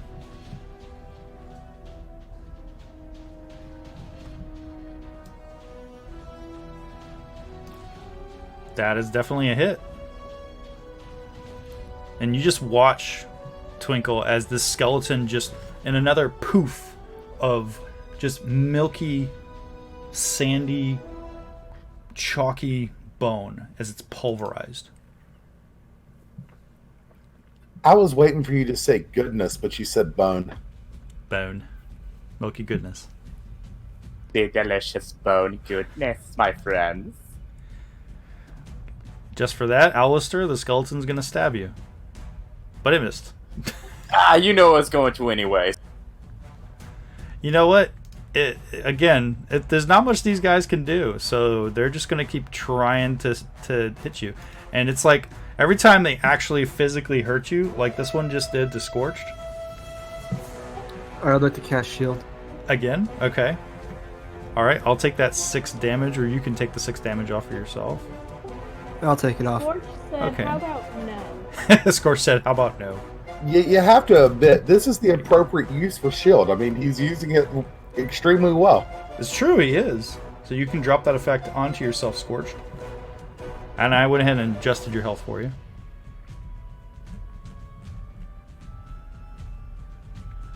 Alright.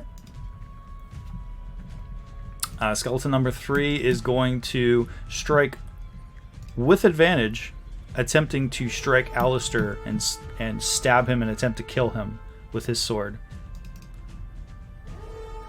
And even with advantage, manages to miss him. Alistair is juking underwater. It's incredible. And it is your turn, Alistair. You are surrounded by skeletons.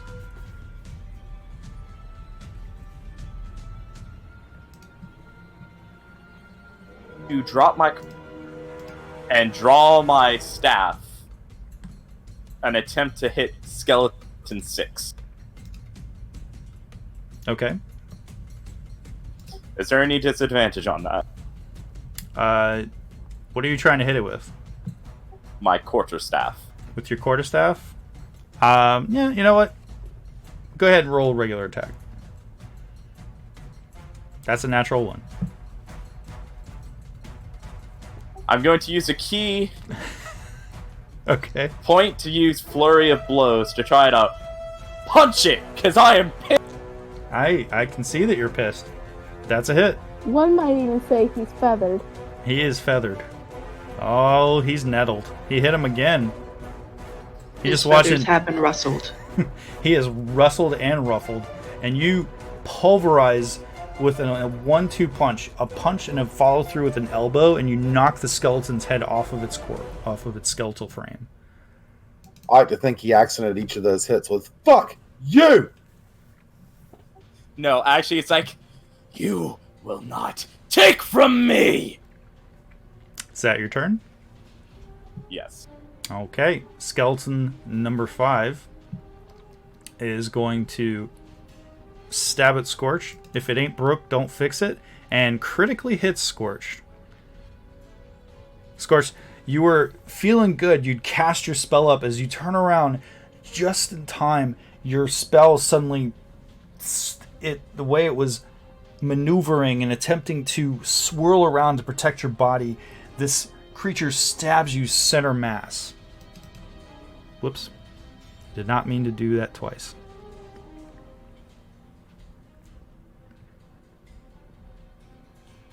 You attacked a skeleton. Yeah, that was weird. I'm confused. You're Now confused. go ahead, kill that skeleton.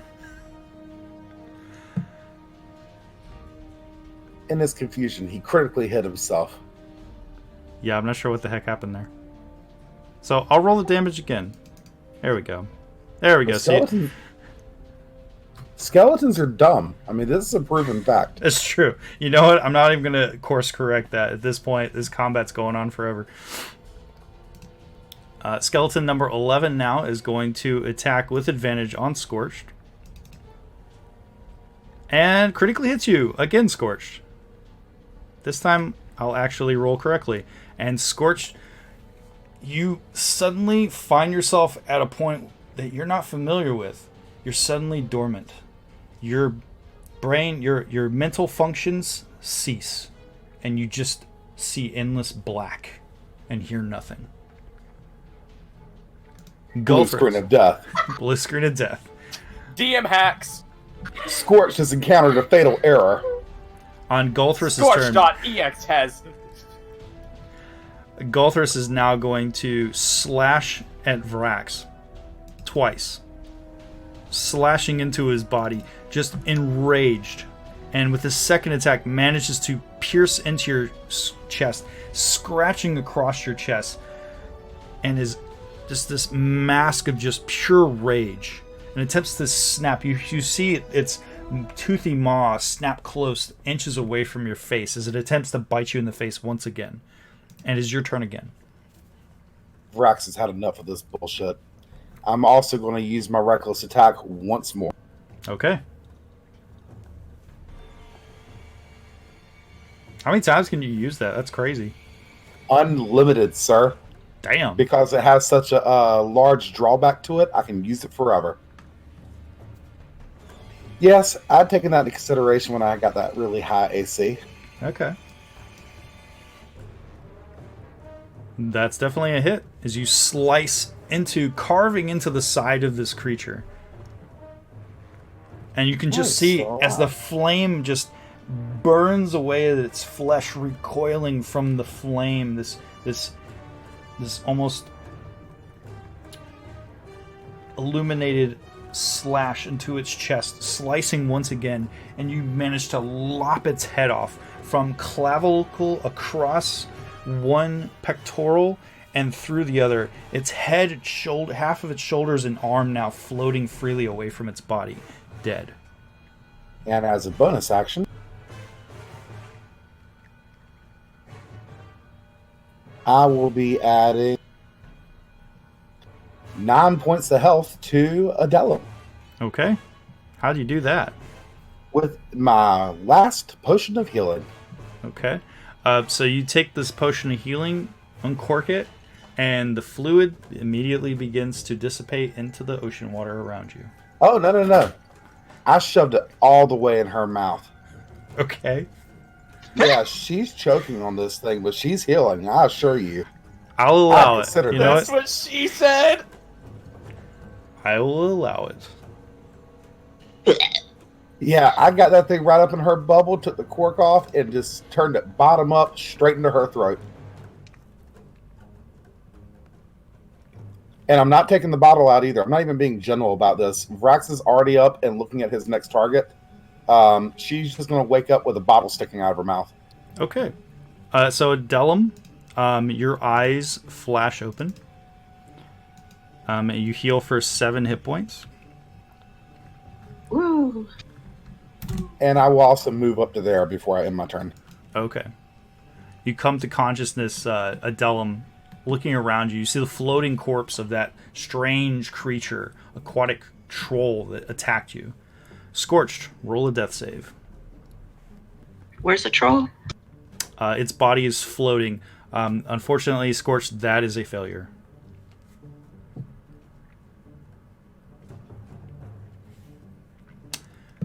And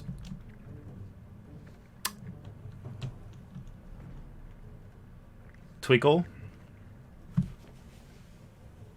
Yeah.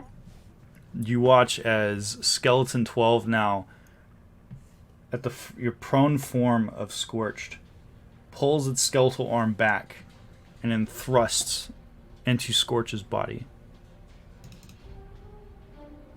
No. I could be wrong, but those automatically hit if I'm not mistaken, correct? Yes, I do. Okay. I thought they just had advantage. You know what? I'm going to rule that they just, in my game, I'll rule that they just give advantage. Let's say the skeletons... armor plated. I'll say this. I think it's they hit on, or they roll with advantage, but they hit. It's a critical hit. Okay, you're right. So we'll just say that it missed you. However, the next one also pulls back its sword and misses. This is going to be hilarious watching these guys just go around round robin trying to finish off Scorched. Well, and Adele Adelum, 2 crits in a row. That's what you meant. Failing to. Yeah. Adelum, it is your turn. You're coming back to your senses. Your head is pounding. You can still hear the echoes of a familiar voice in your head. You see the corpse of the creature which had you recently in its mouth from the neck. As you spin and turn around and look, you can just see the battlefield of broken skeletal bodies and your companions now in desperate, dire straits. You don't see Twinkle. You can see Scorched is currently floating free surrounded by skeletons. And Brax is having the time of his life. Alright, I'm gonna do my one trick pony and do turn undead. Okay. What's the range on that? If I recall right, it's 40 feet, but I don't have it in my note.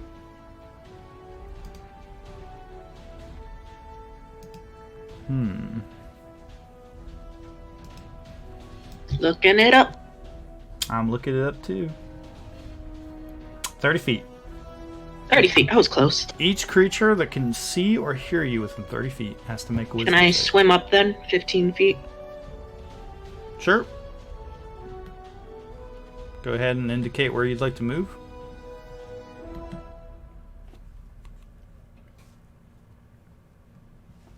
That should reach all of them.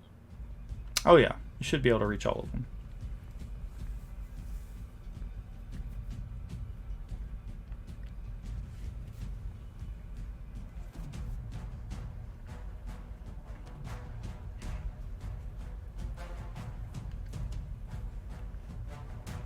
Would you like? You know what? I'm just for ha-has. I'm gonna go ahead and roll a wisdom save for one person and say it was It's all of them. a wisdom saving throw.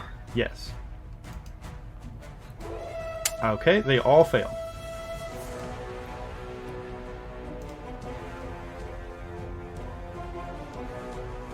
So during its turn, it will try to move as far away from you as it can.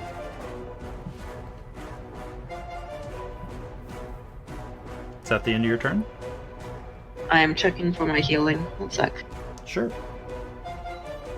You are the last in the round, which has been like a recurring theme I've noticed for your character because, you know, clerics, they just don't have high dexterity, unfortunately. I'm gonna use healing words on Scorched. Okay. I believe you...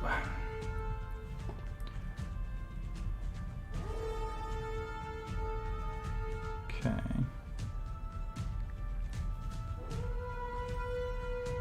It's only that I can see in range. You can totally see him.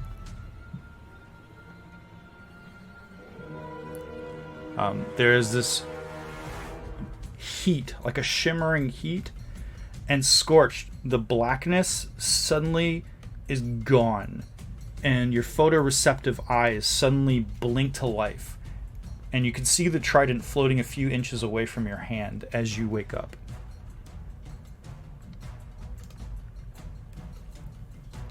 On the Well, he posted properly.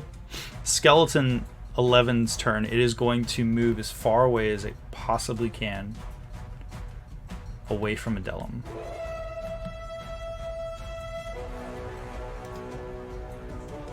Same thing, 12. Now you can take your reaction if you like against that skeleton as it floats away.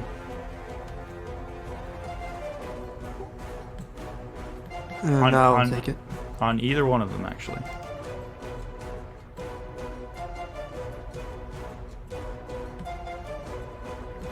They're all moving as far as they possibly can away from you all. And Twinkled, is your turn.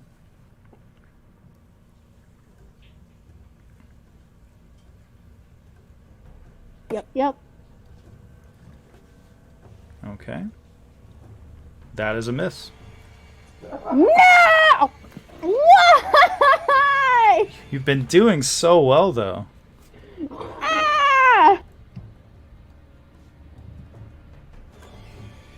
No! Hey, there's Twinkle. Vrax, it is your turn. Continuing my reckless attacks. Okay. I mean, at this point, the battle's kind of over. No, they're still alive. No. Because they're gonna be trying to swim away from you guys for like a full minute. No, what they are is giga-fucked. So Vrax, you completely obliterate the one that was menacing your friend. And then in a swift fashion, you slice into the other one and shatter it completely. Its bones turning to just dust floating away.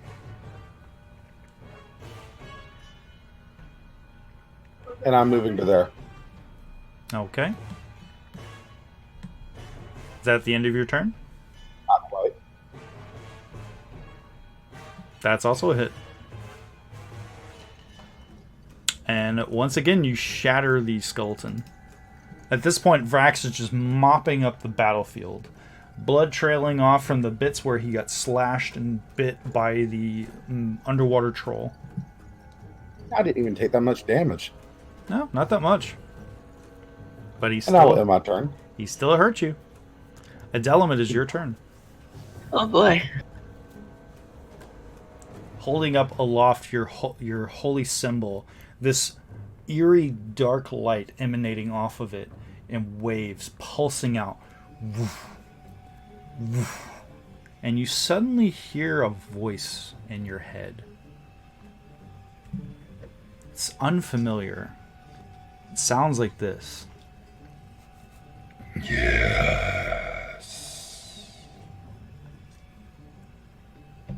And then, just like that, the voice is gone. It's the demonic Kool-Aid man. It might be Samael just ripping through the battlefield. I like to think that Vrax is like the Samael's like biggest fan. You know, to be honest with you, I'd always toyed with the idea of Rax being a fan of Samael. Yeah, Like he's his personal hero. exactly. Can we retcon instead of Siegfried's diary, it's actually Samael's diary? No, gonna do- because Samael's not that proper. I don't think Samael would keep a diary, to be honest. Would have been Samael's secret. He kept a diary. He does keep a list of people to kill. Oh, red book. The top of the list is just protect Siegfried circle. Sorry, Yeah, but on the top right it says kill Siegfried. we're totally walking all over Adelam's thunder. What would you like to do, Adelam? Hey, I'm gonna do cure wounds on myself because I can drop in a second, and then I'm gonna make my way slowly towards score. Okay.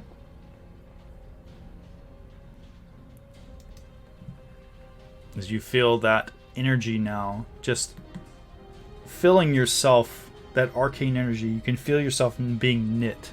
Like the area where you were bit by the creature is now, you can feel that it's no longer stinging.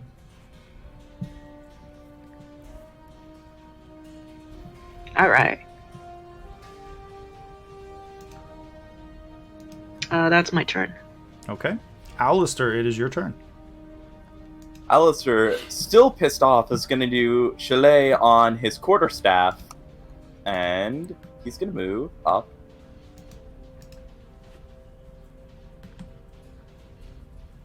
Why don't you And- use Ice Knife? I have no slots left. And I'm going to try to whack this bitch. That is a hit. And you obliterate this creature's skull. Just turns to just mush. Those around me always try to take. I will not let it. Alistair said he about to give these people a wing and a leg. Scorched, it is your turn. Scorch will grab his trident that's still floating above him, and he'll stand back up. Okay. Or, I But would he say, won't do anything. adjust yourself in the water. Just sort of doggy paddle around so that you're upright. Okay, that's the end of your turn. Yes. All right. The skeletons continue to move further away. Alistair, it's your turn yet again. You're watching as these three skeletons are just flailing their arms, moving as far away as they possibly can from you all. Unless any of my friends stop me, Alistair's moving at. You know, I just thought of something. You guys should be in complete darkness right now because Scorch went unconscious. But I can see. Scorch's I can light still isn't see. concentration based. Oh, it is concentration based? Okay, then It is you're right. not. The light is not? No, so if I cast it, it'll still stay until the time runs out. Correct. Okay. By the way, not to interrupt anybody or anything, but There's 3 little skeletons left. We all kind of know what's going to happen. Can we just say Alistair, Vrax, and Twinkle just run over there and tear them to pieces? Absolutely. I'll just say Suck the marrows out of their bones. I will say that you guys obliterate them. Twinkle obliterates No. one. gonna Vrax say- and Alistair straight wishbone one of them. And you are now all out of combat. Alistair grabs one and just crushes its skull with his bare hand, just breathing heavy in his bubble. And you, Alistair went in with that 2-wing combo. You can't do that, Alistair. Roll a strength check. I don't think you can crush a skull. and you each receive 840 experience points for that encounter. Nice. Did he crush that skeleton skull? They're mushy, so I'd say yeah. You're able to crush that skull in your hand. Nice. Good job, Alistair. And you are all out of combat. What would you like to do? Alistair's just gonna sit there, like, looking off into the distance, just breathing heavy. He's like, no one will take from me again. We should heal. And would you like to take a short rest, or... Yeah. Yes. Yeah, Alistair's, like, 5 points from death. Okay. So you're just going to hang out here, out in the open, or do you want to try to go somewhere and heal up? We're going to look for loot out of everything we killed, and then we're going to sneak up on that rock face where Twinkle was hiding. Yeah, We're just that going kelp to is camp out. comfy. You find a few, like, shiny baubles in the sand. But for the most part, you don't find anything that really of use. Like, sifting through the bones, those weapons that seem to materialize just seem to evaporate when you reach out for them and grab them. And you're all starting to feel a sickening feeling in the pit of your stomach now. Like this audible beating noise. Just like, it sounds like a heartbeat. A sickening heartbeat. Just sort of a... boom, boom, boom. I do a medicine check. And this, as you look off to the southeast towards the ruin now, raised up the center between the raised structures at the very top of this ruin, you can see off in the distance this wave coming off of the ruin slightly, vibrating and expanding out like a disturbance in the water. That, like, almost like a pocket of air that seems to arc out and then dissipate, like a heartbeat, over and over again. This Y'all is get what the feeling we woke something up? this is what you see immediately. Secondly, as you look around, the corpses, which are standing rooted in the distance, some bunched together, some close to the ruins, some further away, expanding out towards where Arghon is, all begin to twitch and shake violently. And as you stare off in the distance, just beyond the edge of your light, you can just make out the shadowy shape of Arghon as he just sort of stands there, arms folded, staring at you.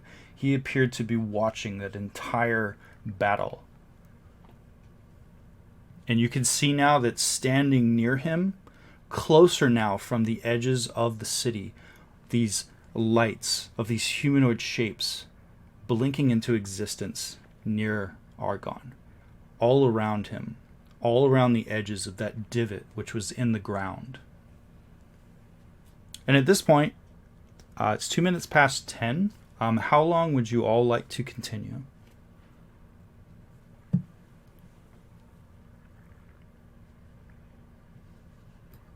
I'm fine until midnight. Okay. Well, let's see what the rest of the group says. I'm still trying to recover from my sickness, so I can probably go for another hour. Okay. So got a one vote for another hour. We're good till 2 a.m. You good to 2 a.m.? Okay. That's funny. That's what Alistair said. Is that what Alistair said? If I remember correctly. Hey.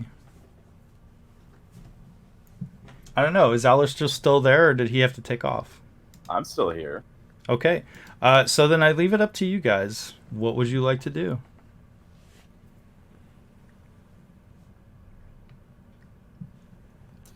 I'd say go to 11 because that's when Adelum has to. Okay. If you guys are in agreement, we'll go on for another hour. Sounds good to me. Okay. So you're all just sort of free floating now. Some of you have gathered near this rocky, sort of like, it's almost like a dome-like, jagged, rocky face, and there's bits of kelp and seaweed and bioluminescent coral that is scattered in areas around it. Can we roll hit die during the short rest? Yes, you may. You can roll as many hit die as you like, taking a short rest. And I will mark you all as taking a short rest.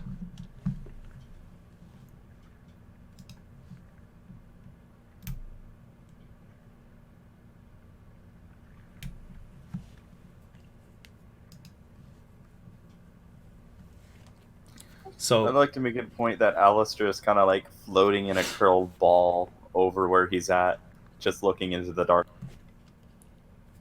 within this hour now, that rhythmic sort of is now increasing in tempo. Slowly, but appears to be winding up.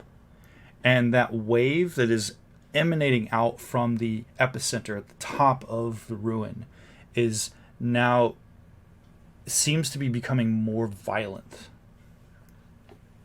And you can almost make out like a swirling, whirling, almost like a tornado underwater. It seems to be forming near the top of the ruin. I bet if we go stick a sword in whatever that heartbeat is, it'll cut all this nonsense out.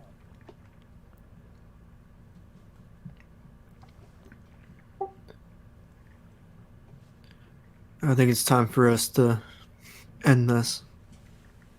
I don't think we have an option to end this now. Have you looked back behind us? Oh, you mean to go on through and kill whatever it is? I thought you meant leave. I was confused. Sorry. You know, I'm disappointed. Twinkle never licked a giant. They're really We got a big. giant corpse right in front of us. I think that's what Twinkle said she was going to do. She I was was. going to make a bun soup. I was, but then they turned into skeletons, and then they killed some people, and we had to bring those people back, so... Yeah, and they were mushy. Like fish bones. Whoa. I don't know if you noticed, but I showed my hand a bit too early with that troll. I was going to sneak up on you, Twinkle, and try to eat you. But I decided to turn my attention to them. How would you poison that poor troll like that? Yeah. It thought you tasted good. It did, but I'm made out of delicious lizard. Tracks. I'm pretty sure with all the things that Twinkle has gotten into over the several years that she's been around and the lack of bathing and the fact that I don't even think all this ocean water has managed to cut through the grime on her skin yet, anything that eats her is probably going to get sick and die. I ain't been this clean since I was like 3. Or that time Adelum tried to clean me. Plus, if he didn't chew, she'd just stab the daggers into his throat as she slides down, poisoning. She'd have probably went down his throat yelling, "Wee!" as she slid down daggers first. These are all facts.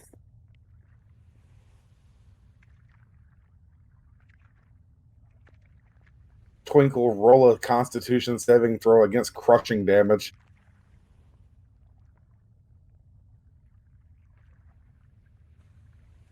Well, is everybody healed up? So I'm ready to go. let's go give this city a heart attack. Woohoo! Scorched, Dellum, y'all still look kind of rough. You okay? Alistair?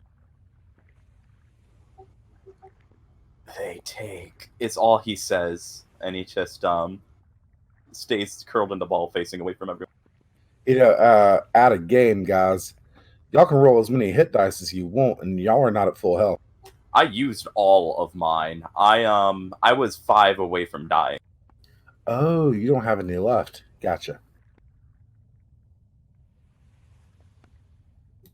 Oh, I still have one more. I thought I used all of my hit dice.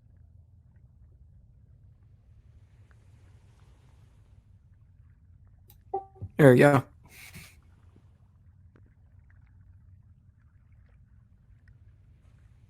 Dylan kind of reaches down for any like plant near me to stabilize myself.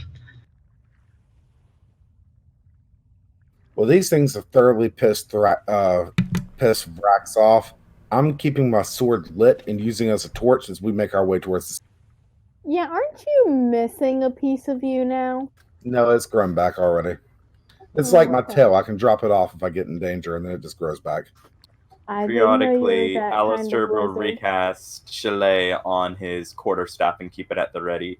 Just bloody murder still in his eyes this whole time.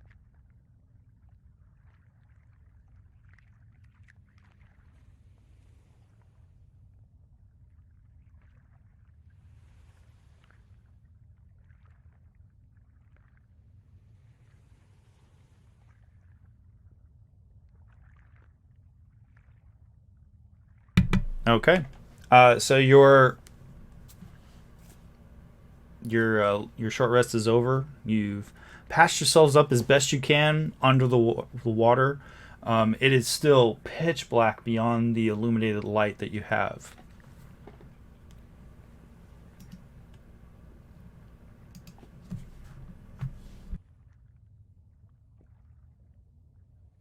I look around the surrounding area. Anything catches my eye?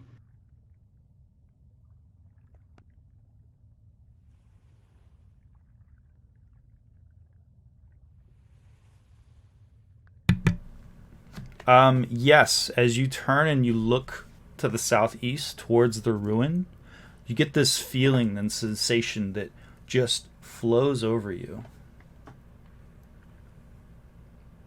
Well, if you all are ready, shall we go to the ruins?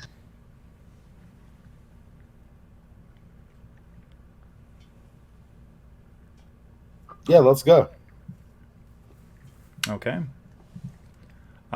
Same setup as before, and how you guys had. Okay. I stay third. Yes, I'll go first. Okay, Scorched is first. Adelum is third. I'm back on Scorched shoulder. Okay. So Scorched, we'll say you're taking up the rear. Not to be confused with taking it up the rear. That's what she said. These things happen. And you begin moving now towards the ruin. Now, as you get closer, now you are right at the base of the ruin, and I will go ahead and share a map with you guys.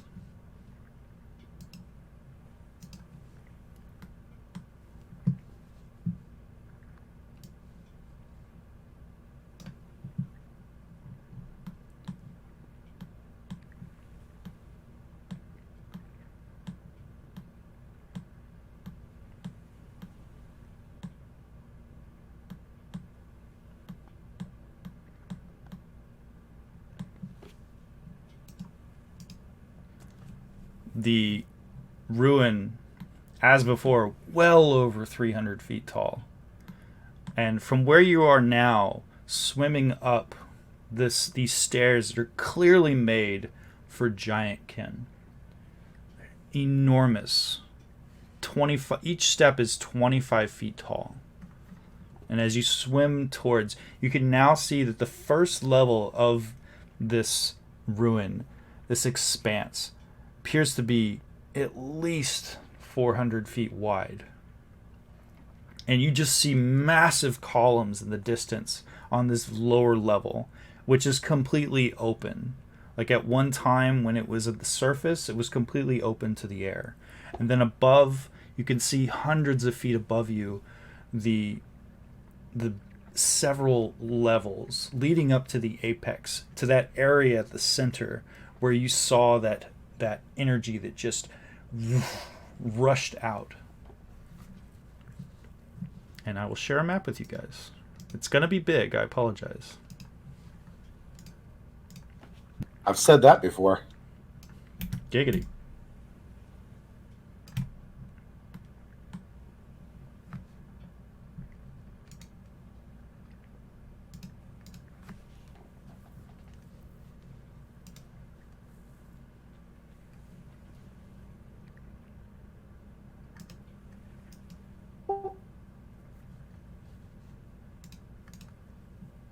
Oh wow, this is the first time that a map has actually done that on the new workstation. What's that? It actually like had a problem with loading. That's because you loaded a map up that takes about 8 gigabytes of RAM.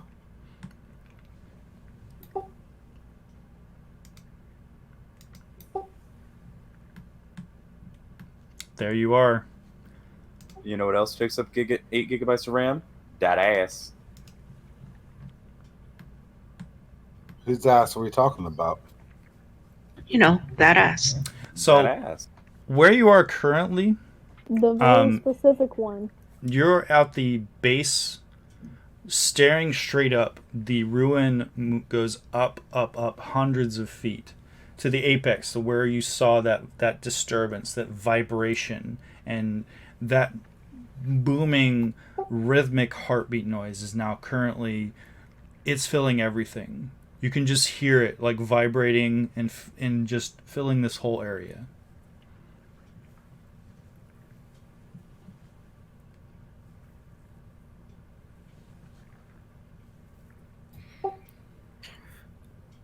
Scorch will continue onward. Okay. Did you want to explore the bottom level, or did you want to go up towards the top? The only areas from what you saw as you were approaching the ruin that appear to be open are the very bottom level and the very top level. I'm not sure what that level is. Is that the very top or the very bottom? On the map, the bottom level, other than the columns, there doesn't appear to be, from what you can see in your peripheral and with your light, you don't really see anything that looks interesting other than these massive columns that support the base of this thing. Then, of course, above you can see that, looking straight up as you approach, you can see that rhythmic disturbance in the water that's emanating from the top of the structure.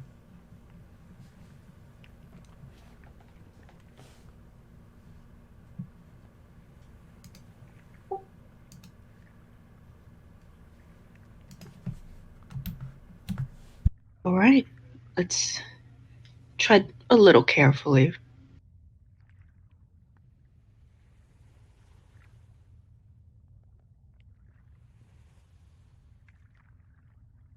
Is it possible to sneak up ahead? Sure, you guys can try to sneak up ahead if you like.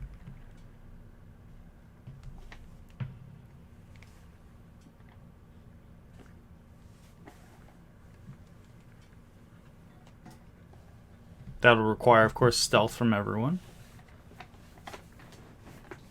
Got you. Scorch will be the distraction behind everybody. Alistair isn't caring too much about, being stealthy. He's just moving like...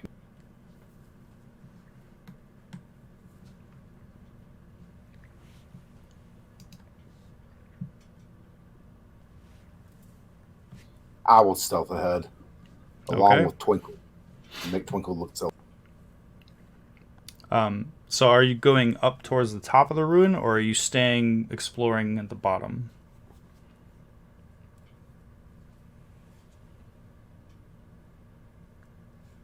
I would like for the group to recommend a course of action to me. That's a good idea. Top. Work our way up?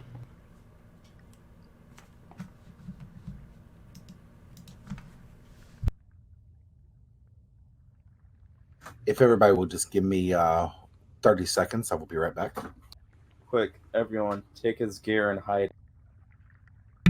Yeah, at this point, if you guys want to take a quick 5-minute break, you can go right ahead. All right. Back. Everybody's back? Yes. Okay. I can't believe y'all. I go to pee for 30 seconds and I come back and everybody's taking a break. Ooh. At least we didn't end the game. That's true. That has happened before. I went to pee and come back and the game was over. I was like, the fuck? That's what happened last Session. That's what happened last time. She knows we told her. That's what she made the joke. All right.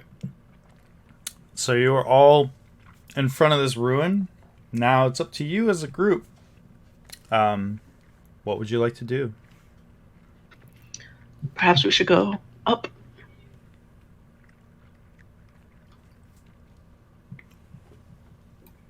I agree with up.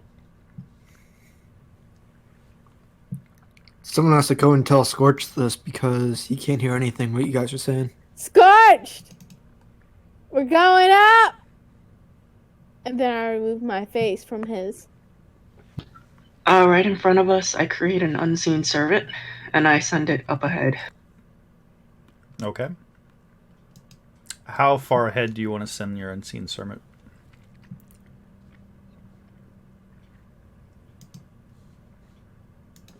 And then it's always going to be 15 feet ahead.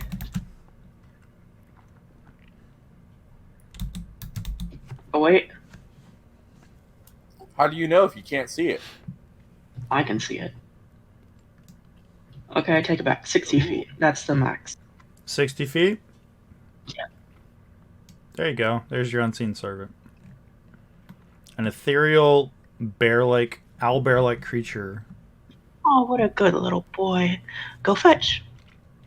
Or Okay. search. So you're all swimming up, taking Adelam's advice, going towards the top of the temple?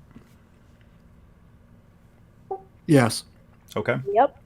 As you all just sort of paddle and swim towards the top, the rhythmic waves that are coming off the top of this thing now are sort of giving you a little bit of resistance. Like it's taking a bit more effort to get up. And once you get to the top where you're looking out now over this expansive courtyard and these areas that seem to come up in sort of like a triangle, like a half triangular arc up on either side. You see this massive building, smooth surface, and then directly in front of you as you get up to the top, you can see that there is a cylindrical column that extends out, smooth stone, extends out from this structure which is in the center, and it almost appears like spheres stacked on top of each other, several of them going up. And you can see in places that some of them it's broken in chunks in areas, and as this towards the center of one of them, which is level with like this the area, this it's almost smack dab in the middle between the other spheres of stone that are connected. You can just see that chunks of stone now are being disturbed by the vibration of this energy that is wafting out. And every so often, this wave blasts out from it. And it continues to blow the chunks of stone now being disturbed and moved away.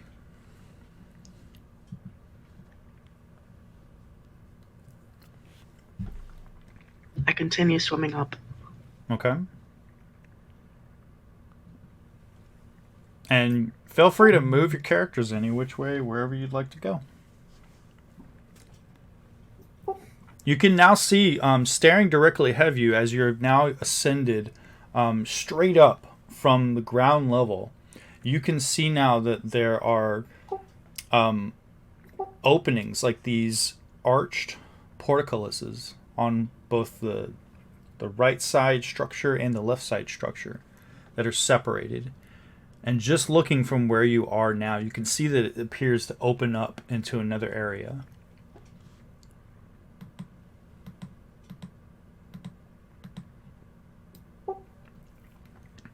there he goes. There he goes. I don't know why he's going all the way that way, but there he goes. Because he's an unseen servant, he isn't obstructed by water, so his speed isn't not halved. Oh, well, you moved Vrax. Did I? No, Vrax moved Vrax. Oh, Vrax, you went that way? Yeah, I went up in there to go see what's going on. I'm stealthing. Okay, Vrax, you swim up over the structure away from your friends? Yeah, I got my ring. I can talk back to him if I need to. I have the servant follow close behind him. Okay. You can move your servant if you like, Adelum. Do you swim up and over? Yeah. Okay. Vrax, as you swim up and over, you see something which I will type to you. Ganesha, the elephant god. Where did Dellum go? Where did Twinkle go? I see Twinkle where Scorched is. I think I'm underneath him. You're on my shoulder, that's why. Oh, yeah.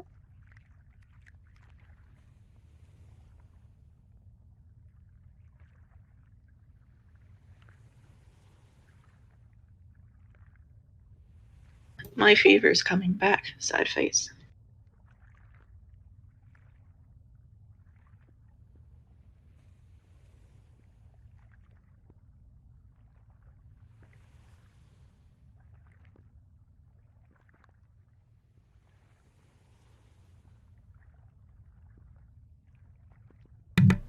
There you go, Vrax.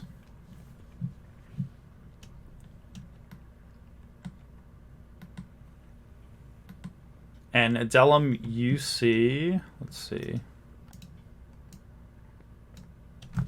The same exact thing. How far am I from that?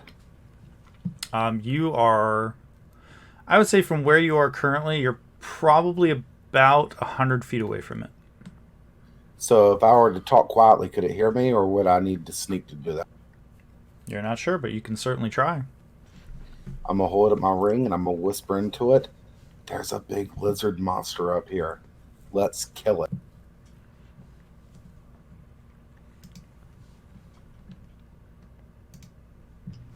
We go up. Or I go up. I lean into Scorch's face. Brax said there's a big lizard thing to kill. And then I leave to go kill the big lizard thing.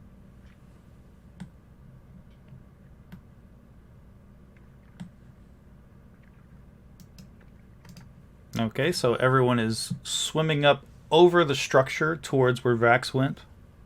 Correct? I keep an eye on the structure itself as we swim up. Do I see anything within each level? Well, it's a closed-off structure. There's no windows? No windows. Weird.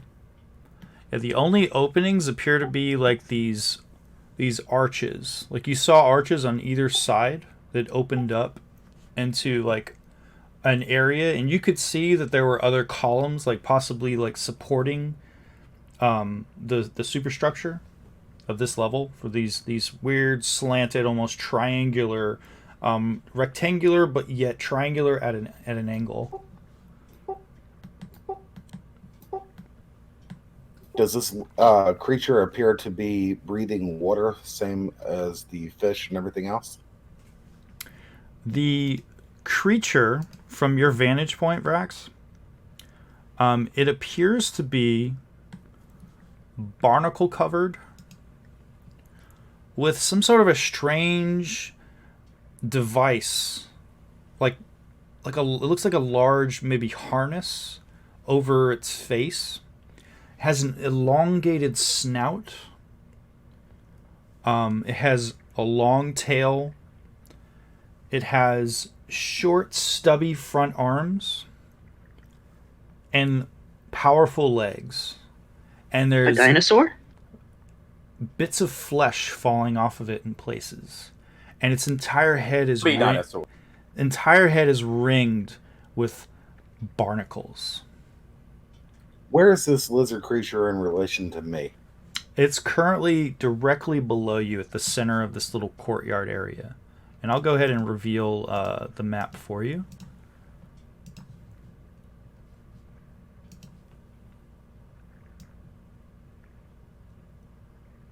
You said it's 100 feet away? It's like 100 feet below you right now. Twinkle, sneak over here where I'm at. I assume that you all did not, like, descend down. Not yet.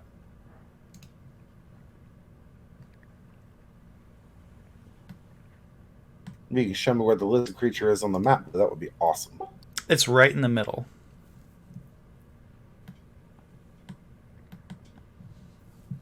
Here, I'll go ahead and reveal it for you. Thank you. There it is. A dinosaur. Dino DNA. Uh-oh. It's getting bigger. Soradin. It's a soak and grow. And it's currently, yeah, I had to adjust its size a bit, so now it's its current size. It's currently completely still, motionless. And the current seems to like, just like bits of it. You can just see bits of it, like kelp, which is attached to it, are growing off of it in places that are waving in the current. Twinkle, sneak attack it.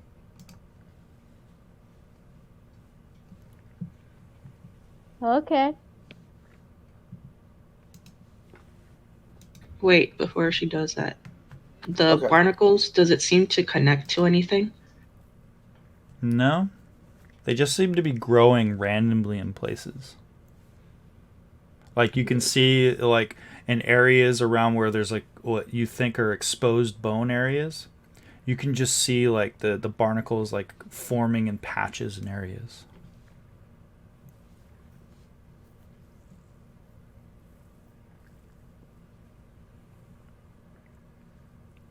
I'm gonna hit it now. Okay. What are you gonna hit it with? Water crossbow. Water crossbow? Do you even have any bolts left? I think so. If not, I've got I a was few. gonna- I'll be glad to hand her some. Oh no, she's got 7 left. There's also more in our packs. Hold on. The packs on the ship. No. She's going to have more. Give me a second. Would have grabbed all those water cross. Any sign of it Going being underwater. awake or alive? Are they listed as harpoon bolts? Yes. Oh, okay. If you look in the party inventory, there's 4 cases of harpoon bolts already in there. Well, keep in mind that was what was in the ship. So if you didn't put it in your inventory, you guys do not have it, unfortunately. Oh, okay. Well, there's one in my inventory. Let me put Okay. it back in. There you go. Hey, there's now 5 harpoon bolts. Grab one of those out of there.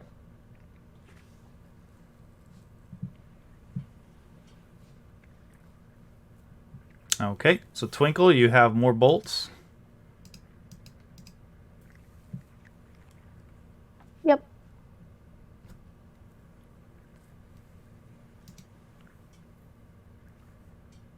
That is a hit. As you fire your crossbow, it arcs through the water and it sinks into the flesh of this creature.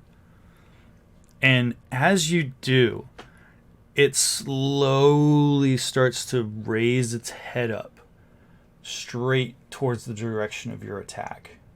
And its jaw opens up. And this just unleashes this reverberating, gurgling roar, which is muffled by the water. It's just like a...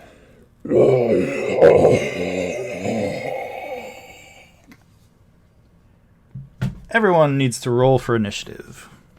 As she fired, I moved forward, but I only moved forward about 5 feet. Okay.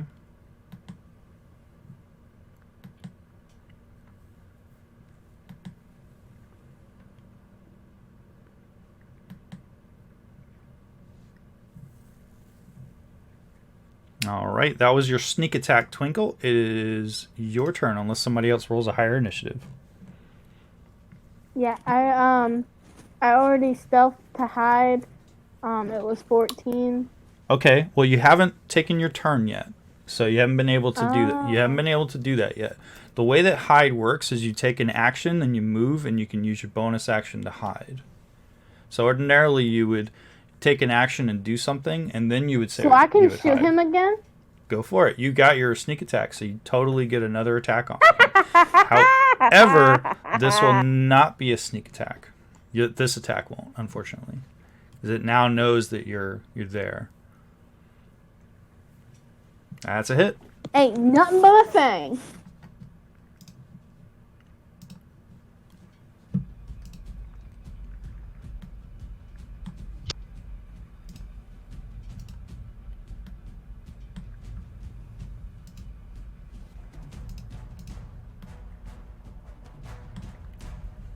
Okay. Yeah. Now, keep in mind, you cannot take a hide action if there's nowhere to hide. Is there nowhere to hide? Unfortunately, you're wide out in the open.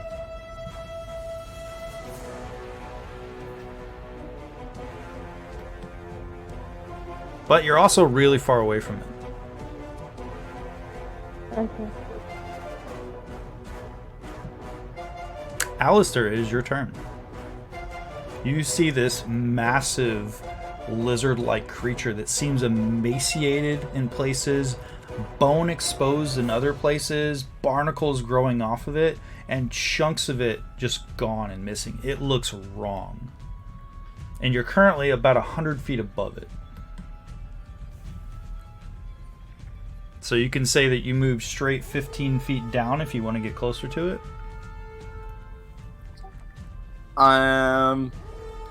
At that point, I'm going to use a double movement then to get as close as I can using all of it. So about 30 feet close. Okay, what's your movement normally? 15? Or no, 15 while swimming because you don't have a swim seed. It's usually 35. Okay. So, yeah, we'll round down. We'll say that you get about 30 feet away from it with using your full movement plus using your bonus action to double move and dash. So you're about, we'll say roughly 70 feet away from it. 65. Yes, and I have been, as I stated on the way here, periodically redoing so it should still be on. Okay. Is that the end of your turn? I'm going to flip at the bird, because Alistair right now is just a really angry, cranky, pissed off avian. Okay. Vrax, it is your turn. Your rage has now subsided. Yes. Now, how does And relentless attack work? Does that mean that, like, does that have any effect on you, like, exhaustion-wise, or does that not matter? No, but it only works when I'm in a rage. Okay. Yeah, so like right now, I'm 100 feet from the Tyrannosaurus. Correct. Okay. At that point, then I will be pulling out my water crossbow and using that as I move forward 30 feet to close the range. Okay. So I'm going to move myself within 70 feet, and I'm going to take... Okay. And no, I am not, because I gave all my bolts. You gave all your bolts away. And Alistair had dropped his when he was pissed off earlier. But at least you're not that far away from it now. You're getting close. 120 feet for a javelin. That's at disadvantage. 120 feet with a javelin should say it in the javelin description. Yeah, it says range 30 and 120. So that Okay, means it's so disadvantage. that would be with disadvantage, correct? It would have been disadvantage anyway because you're throwing a javelin underwater. Because I'm underwater, yeah, and Correct. it's a aerial weapon. Correct. Gotcha. All right, 1 second. Would you like to rage? No, I'm not angry yet. It's Okay. pissing me off, though. It looks irritating to me, but I'm not quite angry yet. Let me get a little closer. Alistair is more That is enraged by this thing's existence. That is a critical hit. No, it wasn't, because I didn't roll at disadvantage. Okay, well, you might roll another critical hit. You don't know. Nope. But you still hit it. I still hit it. So it takes a bit more force than you're used to, but you hurl a javelin and it just pierces into the front of its snout. And there's like a bit of bilious cloudy viscera that comes off of it. You're also out of ammo. Apparently, you only had one of those on your sheet. No, I have 4. I was gonna say, Now I've got 3. have you been picking them up? I have been, yes. Okay.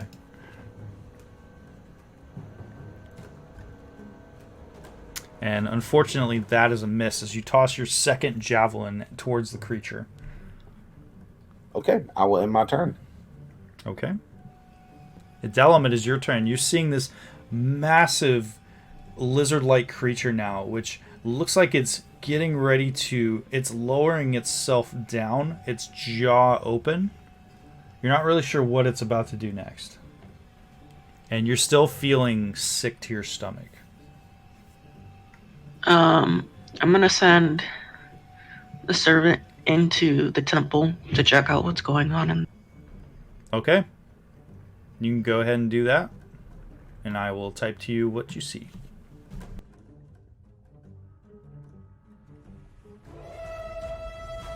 I cast false life on myself.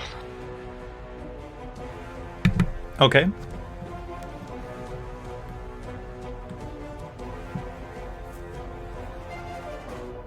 And in my turn. Scorched, it is your turn.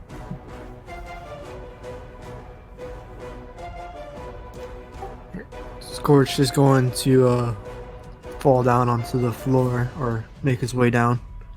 And then he will cast Firebolt at this giant lizard. Okay. What's your range on Firebolt? It's more than 30 feet. More than 30 feet? The range is 120 feet. Oh yeah, it's completely within range. The fire coalesces and arcs forward, slamming into the creature's body, and you just see chunks of it coming off. And on the creature's turn... Question. Yes? Is the fire as effective underwater? Yes, because it's magical fire. Okay. I'm ruling that in my campaign.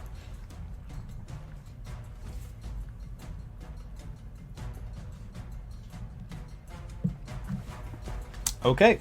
The creature suddenly launches itself off of the stone-tiled floor up into the air and rises up about 20 feet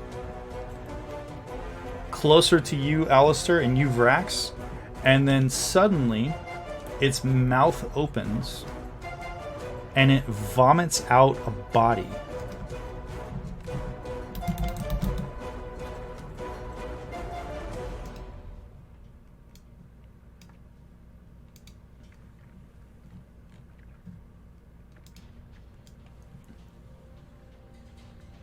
That spits out, disgorges a few feet, and it's currently a couple feet away from you. And as the body erupts from its mouth, it suddenly starts gnashing its teeth and clawing wildly in the water, moving its arms wildly. That's the end of its turn. And Twinkle, it is your turn. You just watched this giant lizard vomit a body that started moving.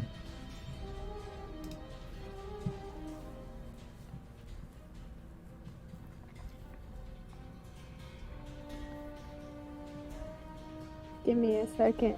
The Would you like to brain is hold... thinking. No worries. Would you like to hold your action? No, I want to shoot it. You want to shoot it? Okay.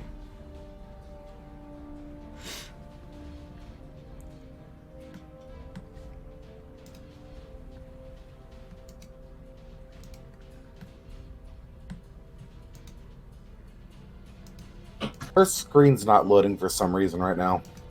That's weird. Yeah, if you could roll the attack for her on her water crossbow, that would be good.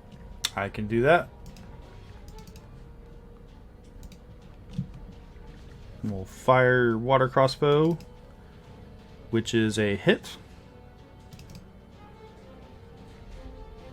And is that the end of your turn? Yeah. Alright. Alistair, it is your turn.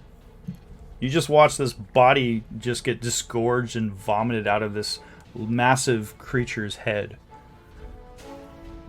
Like straight from its gullet. How far am I from the Tyrannosaurus? You are about 65 feet away from it. Well, no, I'm sorry. You're now about 40 feet away from it. And how far am I from the zombie?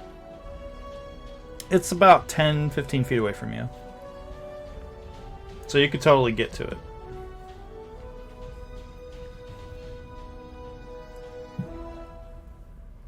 Hello, Mr. Zombie.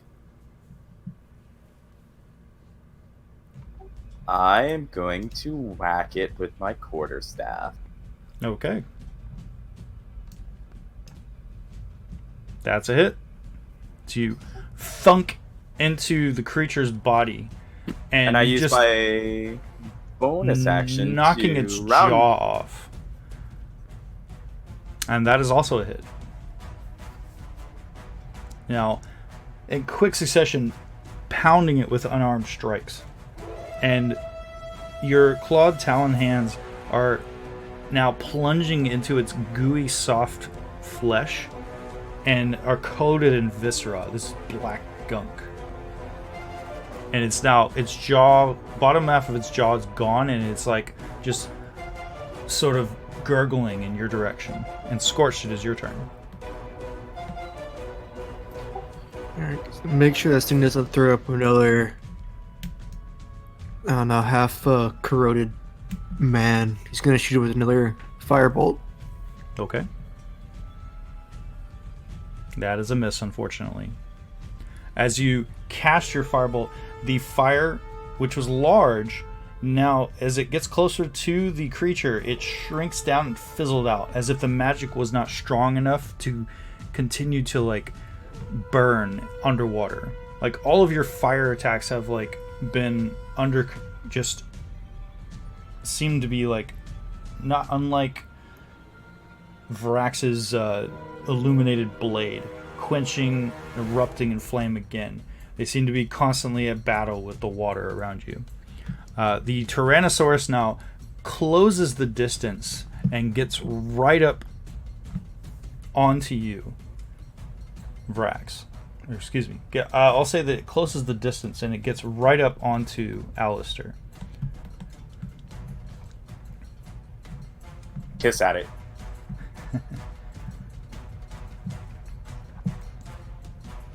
And that's all it can do that round. Adellum, it is your turn.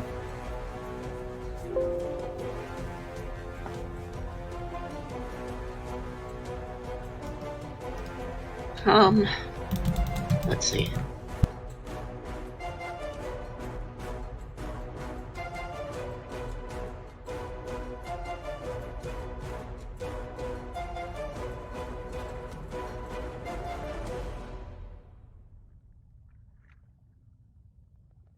Has anyone taken damage yet?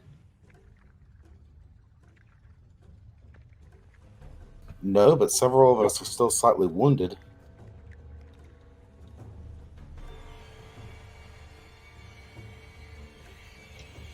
Which one of my friends looks most wounded?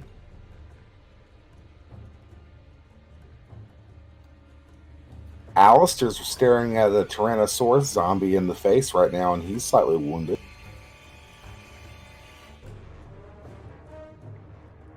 It's not fam. Everything.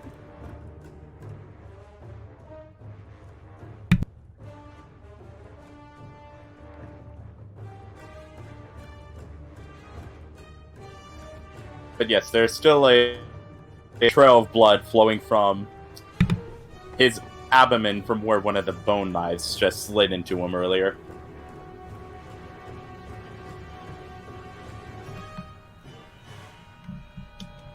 That's it. Hey, thank you. That was almost full.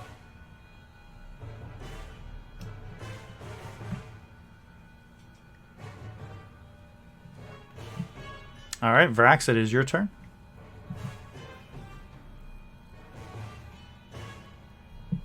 Okay, I'm gonna move that half a space forward so I can enclose with the zombie, Okay. and I will activate my longsword flame tongues. All right, using your bonus action, you ignite your blade once again, and you hit it, striking forth with your longsword, slashing into its body, cutting it in half. Its body now twitching and floating away pitifully. I will close the distance now to the Tyrannosaurus zombie. Okay.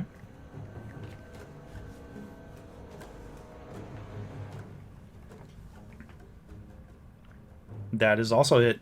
As you slash forth with your flaming longsword, cutting in and carving into the neck of the Tyrannosaurus zombie. And as I'm you not putting do, my mouth on that. it opens up this. You can now see beyond its gullet, down its throat, you just see grasping, moving hands reaching out through the massive gouge you just carved into its body. Twinkle, I'm it's your turn. excited. This is like a zombie pinata. I think Vrax is a bit harder right now.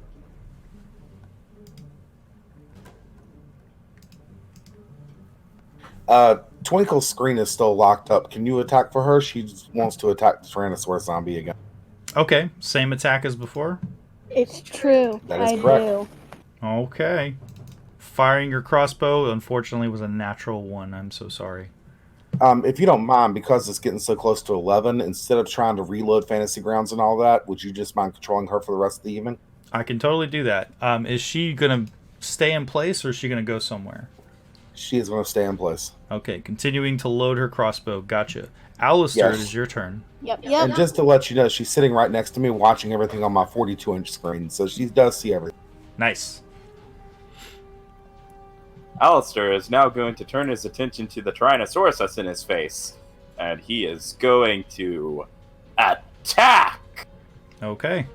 That, you did not target the creature. What? Ah! So I forgot the zombie. you did hit it. I can just do the... Did you apply the damage? Yeah, I'll apply the damage. No problem. I was saying because I didn't want to, drop it and then it, do it. And I'm going to use a key point. You can also drag damage from the any damage that pops up into the dice tray. You can drag that onto the creature and it will apply that damage to the creature. I know, I was going to do that, but I didn't want to do it if you had already done it. It's okay. I did it. I'm going to use a key point to do 2-arm strikes on him. Okay, go for it. The flurry of blows. All right, your first attack is a hit. As you're bashing into the creature now, punching its front teeth out. And you punch out several of its large incisors out of the bottom row of its mouth. And did hit it with my flurry of blows. The option I'm going to do is it cannot take a reaction until its next turn. Okay. And I'm going to move over here, and I'm going to look at Vrax, and I'm going to wink.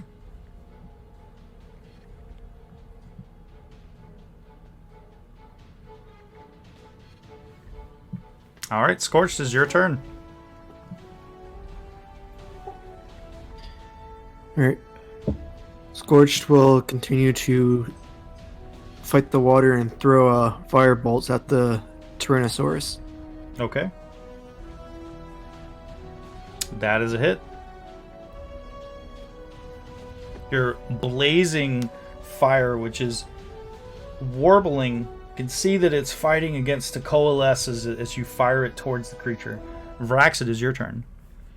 Realizing why Alistair winked at me, I'm like, oh. And I will move to there. Okay.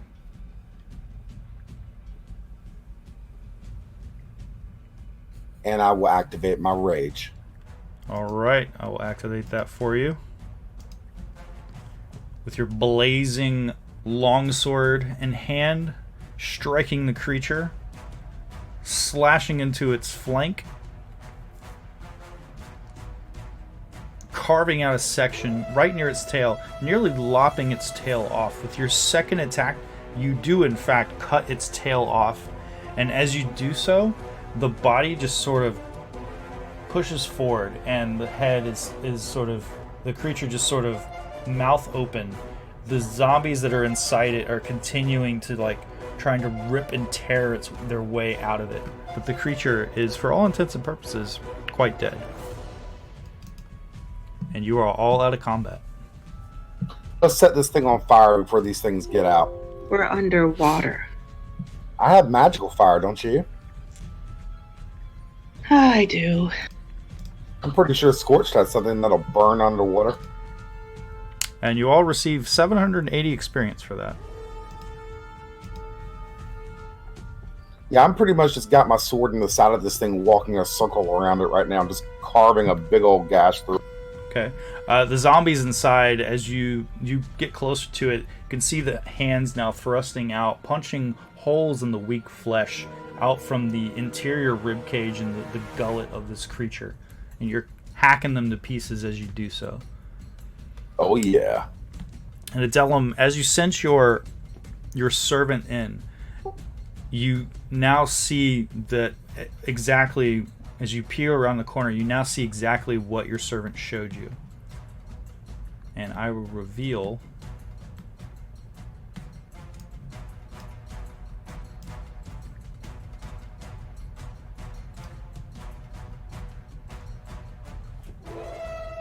As Frax sets it on fire, Alistair's just gonna stare at the flames of the burning corpse.